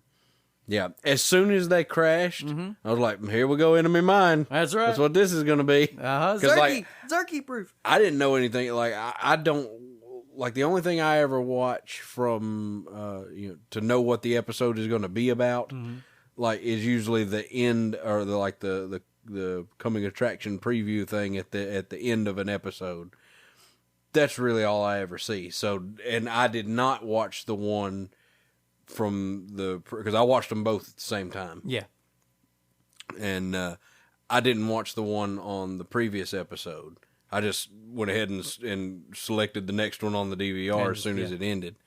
So I didn't know that I knew this episode was about the two of them, but I did not know they were going to get stranded on a planet. Yeah. And as soon as I saw them crash, I was like, here we go. This is what I want right here. Yeah. Because I knew immediately from that moment, like, because if you're going to do that story, it's like that means automatically you are going to get huge character development. Yeah, because that's what that story is. Yeah. That is a story about characters growing. Yep. And I was like, here we go. Now we're going to get this. And we're going to get this from a character or from two characters that I really want that to happen from. Yeah. And it's going to kind of be forced. It's like, make me like them. Make me find them more interesting. Boom, here we go. And again, it follows the standard trajectory where at first they're sort of at odds and in their normal roles of disliking one another. And because it's clearly a good guy and clearly a bad guy, it takes the Geordi and the Romulan on Galorn and Kor kind of approach where Geordi is less hostile than the Romulan, the same kind of thing here. It's not like Zeb's like, come here, I love you, Callus, but he's showing more compassion than Callus is. Yeah, he drops his act a lot quicker than Callus does. Yeah, exactly. Because Callus is still talking about how the Empire's going to find them, and he'll rue the day and that sort of thing. But Zeb's getting him out of the out of the pod, and he's getting the heater, and he's letting him have some of the heat and that sort of thing. And so it starts off that way, and then you throw in some adversity. You get on Galorn and Kor, it was all the crazy magnetic electro crap happening in the atmosphere. Right. In Dathan, it was the beast there on the planet. The Predator. The Predator, exactly. In Enemy Mine, it was a whole bunch of stuff. Yeah. It was the Zerkies, the meteors. It was some of the other animals on the planet. And then towards the end of the movie, it was the miners. Mm-hmm. And so here, it's set up as it's cold, and our heater won't keep us warm throughout the night. Mm-hmm. So we got a ticking clock, and then we also have the big bird things. Yeah. Which are foreshadowed for a few minutes before they show up. Right. So, as Zeb and Callus have to interact, where were you surprised at how much we saw Callus, I wouldn't say change, but sort of reevaluate himself? I mean, did it? No, and the reason why is because, again, I had this idea that, you know, that guy there's more to him than, you know, just being a bad guy. Right. So I was like, okay, if anybody's going to do a lot of changing, it's going to be him. And he's, you know, being a 20-minute episode, he's going to have to do it pretty quick. Right. But no, it didn't really surprise me that he did do a lot of changing, no. And I really liked the way they handled it. Yeah, they did handle it well. It was clearly what was happening, but it was still subtle. Mm-hmm. It wasn't like, by the end of the episode, you know, I love you. Right. And I love the Rebel Alliance. Mm-hmm. It was very, it was inner, if that makes sense. It was introspective. I mean, we'll get to it, but the ending of that episode, fantastic. Absolutely great. Like, that had a lot of, like, underlying meaning in it that was just super cool. Yeah. And it was shown, not told. Right. And that's what you want. Mm-hmm. But so towards the beginning there, when they're still on the planet, they've just been there for a little bit, and they're hearing the creature, and Zeb says something about how he'd rather take his chances here on the planet or the moon, because Callus has to point out to him, that's Geonosis. This is the moon. Yeah. Hello, McFly, I think. And so Zeb would rather take his chances here than, like, with the Imperials. And Callus makes this point. He's like, you would get a trial. Mm-hmm. Yeah. It's like, we'd be fair. It's like, I mean, even that, he's like, he knows his, or like, or it's almost like he's got this view that, you know, yeah, I understand that you all think that we're bad. Right. But we're not really that bad. You would get a trial for doing these things that you've done against the Empire. We're not going to just kill you. Yeah. It's yeah. It's the beginning of, or maybe not the beginning, because again, like we said, there's already been some suggestions, but that, you know, here's an Imperial who just kind of really believes in the Empire, not thinking that it's all bad. Right. I mean, again, it's like, it's being run by a Sith Lord, but he doesn't know that. So even from that moment, I'm like, okay, all right. So then, you know, at one point we cut back to our heroes and the Ghost. They've done a search over Geonosis. They can't find any life forms still, so it makes it very clear there ain't nobody down there. And, of course, they can't find any signs of the ship, and, of course, we know why. You know, it was, again, here it was nice to have Rex talk about this area like he knows it. Again, just from that whole, you know, kind of flash, you know, back to the old days of the Clone Wars standpoint. So they're still searching for them. And it's about this time that the heater freezes up. Yep. And so Zeb has gotten the transponder working, but then the heater freezes up. And then, of course, we also then find out that the transponder isn't going to work when they're in the cave. They're going to have to get out. You got to get out of the cave. And so that's kind of the next step in the ticking clock. But so the heater runs out, but Zeb we're also missing another one that this is in August too. Another story. The episode of DS9 with Odo and Quark. Yes. Because, you know, they had to do basically that same thing. You remember, they had to get to that high point on that tower thing, I think, or even there on top of a mountain or something like that, to be able to get the signal out. Right. To everything.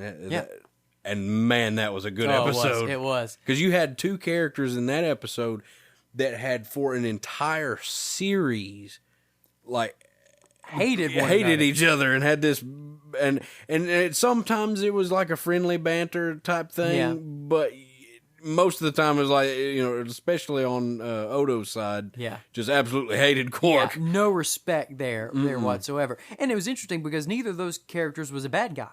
No. They were both, obviously, Odo more than Quark, but even Quark was considered a good guy. Yeah. So it was taking these two characters that were both kind of good guys, but one was lawful good, and one was sort of chaotic good. Yeah. And putting them together, and it was great. Yep. I mean, just again, you want to make a great story, establish a couple characters that are at odds, and then put them in a situation by themselves where they've got to fight for survival. That's what you do. Let's see. Is it at this point that they have the conversation? Let's see. Callus is interesting too because we see Callus sort of questioning whether they're going to make it. Like he seems a little bit more pessimistic, a little bit more, I don't know if fearful is the right word, but more so those kinds of things than Zeb. Zeb's like, us Lasats don't learn very easily. Yeah. Almost like Anakin. Well, I am a slow learner. Yeah. Sort of thing. Let's see. There's a couple points I want to make sure that I get to, so I'm just kind of reading through this real quickly. So you got this little rock. Yeah, the Heaton rock. The little Heaton rock. It's like, it's radioactive. Y'all need to put it down. It's going to hurt you. Yeah, that's what I was thinking. Isn't that thing going to make you sick? It's like, your hair starts falling out. But it was interesting how that rock even shows up at the very end. It was this kind of, I don't know. And so at one point they have a conversation about the slaughter on Lasat or on Lasan. Yeah, that's good. But let's see. I don't think that's quite yet. Let's see. They have to fight the creature. Creature first shows up, and Callus actually helps Zeb. So we kind of get an idea. Yeah. And then Zeb's looking at Callus's modified, staff thing. He talks about, you've modified it for close quarters. You don't need to have it. And he expands it out. And you think, okay, he's going to take it. But then he uses it to make a tourniquet, or a splint, for his leg. Yeah. So again, you're seeing this sort of... that sort of thing happens throughout the entire thing, all the way to the very end, where it looks like one of them's about to turn on the other one, and then he's like, "Okay, I'm actually, this thing I'm actually doing right now is helping you." Yeah, because you had the with the alien creature thing, Callus looked like he was about to shoot Zeb, and then starts shooting the monster, and then the thing with the splint. And then you had at the end where they're getting out of the thing, right? And Callus is already up, and he points the gun down at Zeb, and then turns it and shoots at the thing. Yeah. And it's interesting too because the first time that Callus gets Zeb's gun, it's been told to us that that's what he's trying to do. He's looked at it because he's noticed, because Zeb's trying to climb up out of the cave, and so he's put his thing in the ground. Yeah. And so by the time that Callus is able to limp over and get it, and then the bird monster's attacking, and there's this couple of shots when Zeb and the bird are moving, and Callus is tracking. And it's like he's debating. He tracks one, then he tracks the other. Which one should I shoot? Who am I going to shoot? Yeah. But then by the end, when Zeb's getting out of the cave and Callus fires on the bird monster again, the "I'm pointing it at you" doesn't seem to be at all a "I'm trying to decide what to do" sort of thing. So you see the growth just in that, in sort of what hesitancy level he has when he shoots the bird thing. Which is pretty cool. But so they got the splint on, and they have this little conversation. Callus talks about the strong survive and the weak perish, which of course then gives Zeb an opportunity to ask about the Geonosians. Like, is that their deal? Mm-hmm. And here we start to get another insight into, well, what does Callus do about the atrocities of the Empire? Because if he's this guy that's kind of on some level decent and believes in the Empire, how does he rationalize it? Yeah, how do you rationalize it with the Empire that does this sort of thing? And apparently the way he does it is by trying not to think about it. Because he says, I have no idea what happened, and I didn't ask. And kind of makes him the opposite of Finn. Yeah. Because Finn thinks about it. Right, and decides to leave. Yeah. And by the end of this episode, Callus is thinking about it too. Mm-hmm. Mm-hmm. Yeah. Yeah. So they had that little bit. And then, of course, it's going to kind of come back, this notion of slaughter, when they talk about Lasat, which we'll get to in a minute. But Callus says that, hey, there's no way that you can get out without my help, to which Zeb says, you don't look like you're not in a position to help anybody. And then Callus says, I can tell you how to get out the cave. Yeah. It's like, maybe my helping is not physical. Maybe it's mental. And so, let's see. I think that's when he does puts the splint on. And that's when then they have this conversation about how he got it. He says that the Lasat warrior that he fought well and died honorably, and starts to say, he started to give it to me, and then Zeb says I forgot the name of it, but this ritual where when you've been bested by a superior warrior, you give him the weapon. And as Callus is explaining it, especially when he's like, he fought honorably, you get this vulnerability that we haven't gotten up until this point. Ever. With him. And then, of course, Zeb brings up the fact that, he'll never forget what happened on Lasan. But Callus also states that everyone has things they never forget, including him. And he talks about his first mission, to fight some rebels on Onderon. He and his unit were ambushed by a Lasat mercenary working for Saw Gerrera. They were caught in an explosion. Callus was knocked out. Then he wakes up to see the mercenary slowly walking through the smoke and fire with no one left alive. And he's coming to, well, he's not coming. He's walking, and Callus wonders why he was left alive. And basically, this Lasat is portrayed as a bad guy and a guy. Yeah. Even though he's probably trying to fight against the Empire. Right. But Zeb says, well, not every Lasat is the same. And then this is when Callus says, well, what about the Empire? Basically, haven't you thought that maybe we're not all the same? Yeah. Which is, that's one of those things that Star Wars doesn't deal with a whole lot, but it's a valid point, which is everyone in the Empire really mustache twirling evil? Yeah. You remember me talking about that, the book, Lost Stars? Yeah. That's basically what that entire book's about. Like, it's, the main or female character in that book, she's her and the main male character both start out in the Imperial Academy. Yeah. And like her and all her friends and stuff like that are normal people. Yeah. And some of them are slowly getting corrupted, some of them are not. Same thing with the male character's friends. And he's really the first one that's like, I'm not having any of this. I got to get out of here, and defects over to the rebellion. Nice. But she sticks with it the entire time. Oh wow! But is still like, she's kind of like Callus. She's like, I just don't really think about these things. Yeah. Like these are terrible things, and I could actually, because the two characters eventually fall in love and all that stuff. Right. But she's like, anytime I go into a battle with the rebellion, I run the risk of killing him. And she's like, I don't like that feeling, but I've committed to this. I've got to do it. Yeah.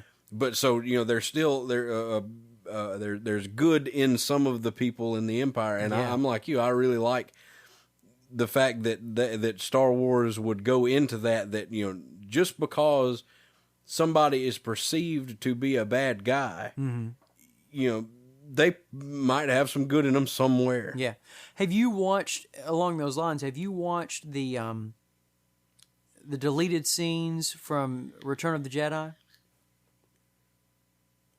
There are a few deleted scenes that deal with basically the Emperor tells we will double our efforts. That guy, that Moff guy, that was it. Basically, he's like, if it looks like the rebels are going to win or about to destroy this, then I forgot what it was. You shoot something or you do something.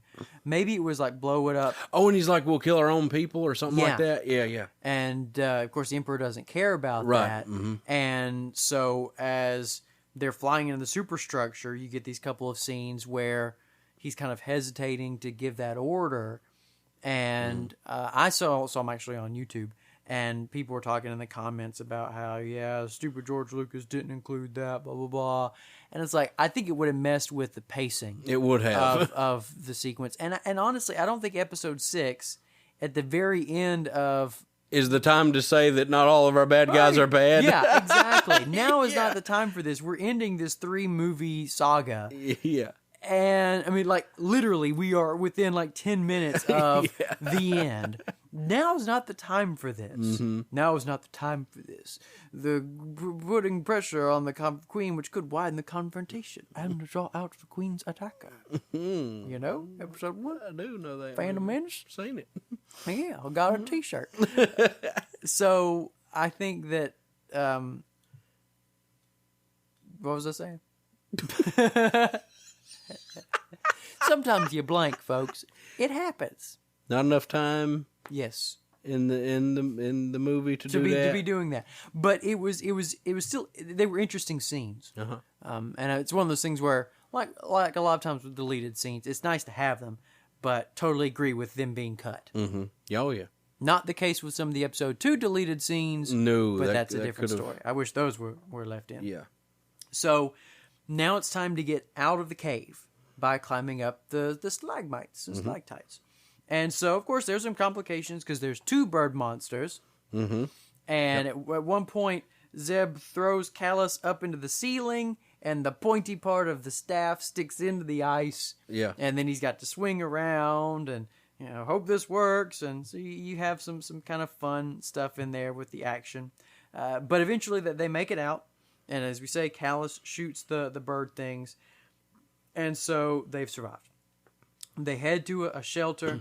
It's a lot colder up on the surface, so they really hope that the transponder works. And while they're there, they have another little bit of character moment, discussion, where Callus tells Zeb, he's like, what happened on Lasan, it was not supposed to be a massacre. Yeah. He said, I know that it wasn't supposed to be a massacre, but I know that the Empire wanted to make an example. And again, I think that's the missing piece. With Geonosis, he's like, look, I didn't ask the question. Mm-hmm. Like, almost, I didn't ask and I don't care. Mm-hmm. But then, now we find out that with the other slaughter that we know he was involved with, he isn't happy about it. Yeah. He did know and he did care. Yep. And so, it's almost like over this episode, we're slowly revealing little bits of him till by the end we have a much different picture of who he's always been. And that's the interesting thing too. This is not necessarily just I hung out with Zeb and it changed me. It's more like I hung out with Zeb and it forced me to face things about myself and doubts that I'm having and so on and so forth that I've had since before we fell into this pit. Like Darth Vader and Luke Skywalker. Exactly. And that is the way in which this story is closer to that than and differs from, say, Geordi and the Romulan. Because we don't have any belief that the Romulan was like, I'm really kind of thinking the Romulan Star Empire is not so hot. Yeah. It's there's not that. With an enemy mine.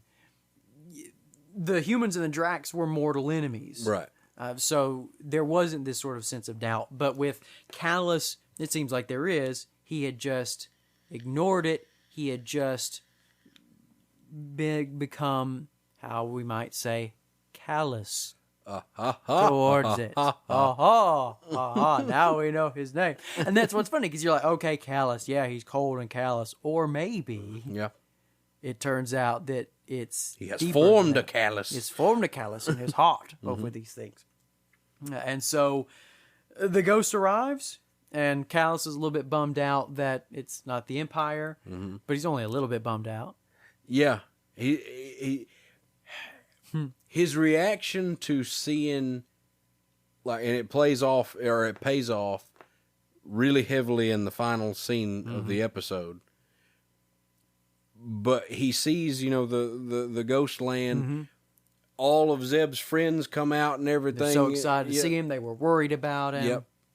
And, he leaves, and of course Zeb turns around and, Callus isn't standing there anymore. He's back inside the shelter. Yeah, because he'd said that, we'll treat you fairly. And Callus is like, no, I'm going to let the Empire, handle me. And then we get to that final scene. Yeah. Like, that one for me was borderline tearjerker. Yeah. Because, you see what had just happened when he saw them. He gets back up to his Star Destroyer, and he's walking down the hall. And he's still got the limp. Still got the limp. And does he have the rock in his hand at that point? I think so, because at the end of in the last scene, he kind of puts it down beside his bed. Right. And he's walking down the hall, and there's this Imperial officer walking opposite of him. And he acknowledges the officer, and he kind of does it in kind of a friendly way. Right.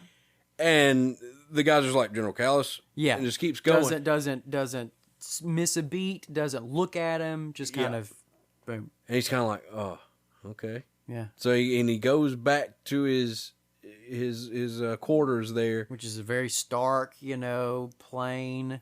And he's just kind of left there alone. Yeah. And he's got nothing. And he puts the rock, and the last shot is like him sitting on his bed. That's powerful, dude. Yeah. Because again, you're juxtaposing that with the scene you just saw, and you're seeing this guy, your friends and stuff. He had just made basically a friend, in this because they even kind of do the ceremonial kind of bow. Yeah, they bow to each at other. The end. They're showing that respect, and and then he gets back onto his Star Destroyer and realizes, I have nothing. Yeah. That's super duper powerful. It's like the thing that on some level he perhaps is known for a while is missing with the Empire, which is heart and compassion. He now sees it even more clearly because of what he went through. Yeah. He's going to defect. I really hope so. I really hope so. And it's funny because this is the episode where that character became real to me. Where he became not just, stock character, but a character. Yeah. He's not just he's the bad guy, foil for our heroes that tries to get them. It's like, well, yeah, he still has been that, and he technically still is, but he's not just that. Now he's Callus. Now he's a character. And even with Zeb, I mean, for as much as obviously Callus had the big growth arc, given how Zeb feels about Callus, he did some growing too, and we saw different sides of him that weren't magic staff involved. Yep. And were very good. Yeah. So yeah, I thought that was a very legit episode. I'm looking forward to the next episode that the two of them meet and how that interaction is going to go. Yeah. Because talking about the Lost Stars book is like you wonder if that character of Callus is going to actually wonder if I go into battle with him, that's his job right now is to track them down. Yeah, exactly. And how's he gonna deal with that now? Is he gonna fake it and go along with it, or is he gonna slyly help them out in places, or let them get away and stuff like that? I mean, you never know. Yeah. but it'll be good to see. Yeah. Very good stuff. So those are the 2 episodes. They were both very, very good, very, very enjoyable. And next time, part of what we're going to get to talk about is Ahsoka and Anakin and Weird Yoda. And it's going to be good stuff. Yeah. Yeah. So, anything else? I don't think so, sir. All right. I think we're good. Well, good, because we've been talking for a while. Long time. That's what we do. It's like the most recent Radio Free Indoor when they said something about how they listened to the episode, and was it Paul was like, "Oh, it was quite long, wasn't it?" Yeah. Something like that. It's like, yeah. Yeah, you guys should go listen to the Inner Dorkdom. It got stupid long sometimes. The last episode of the Clone Cast was over 4 hours. Yep. But I mean, most radio talk shows are usually in 4-hour blocks. All right, so it's just kind of what we were thinking that way. Yeah. So, no big deal. No worries. All good. So, are we going to do the how they reach us blurb? Yes, just in case you didn't get it the first time, or at least because I only mentioned the email. Yes, right. So, you've got rebelscastsmg@gmail.com. You can go to our Facebook page. You can reach us at the Inner Dorkdom at innerdorkdom@gmail.com. We're on the Twitter. We're on the Facebook. We've got the website, innerdorkdom.com. We don't do anything on. And you can, of course, listen to us on Southgate Media Group.com. And you can listen to all the other podcasts on a whole bunch of other topics and a whole bunch of other shows and things like that. Exactly. And it's lots of good things to be found. And we're on the iTunes, too. Yes, exactly. We've always been on the iTunes, but we never mention it. That's right, which is because who would do that? Why would you want to mention that? Oh, we forgot to mention that the first episode, the Champs and Dooley episode, was written by Stephen Melching, who worked on the Clone Wars. Okay, good. Who wrote the next one? Kevin Hops, and the Wikipedia article doesn't have much on him, but he has written Rebels episodes. Okay. He did Fight or Flight, Out of Darkness, Idiot's Array, which was the first Lando episode. Always Two There Are, Blood Sisters, and he co-wrote Protector of Concord Dawn with some guy named Henry Gilroy. So he's not a Clone Wars vet, but he's done several Rebels episodes. So. Okay. There you go. So we're looking into, we may have an announcer for the end of episodes in the future, but we're not sure if we're going to do that or not. It just kind of depends. So we'll maybe we'll have an announcer, and you'll be like, hey, there's an announcer, or maybe not. Maybe not. You never know. But thanks for listening. Indeed. And we hope to be entering your ears again soon. In about 2 weeks. About 2 weeks or so. But we're a podcasting oddity. Yes. We're 2 weeks from everywhere. That's right. Dapper Dan. We're Dapper Dan men. That's right. So, thanks for listening. And y'all be good now. You hear? You hear?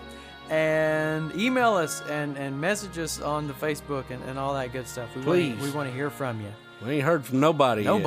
We might not have any listeners except Jamie and Paul. So. Maybe not. And ourselves, of course, because got to listen to ourselves. Yeah. But so, I guess that's it. So, that's it. Until next time, I'm Nick Weymouth. And I'm Josh Shaw. And we will see you in the future.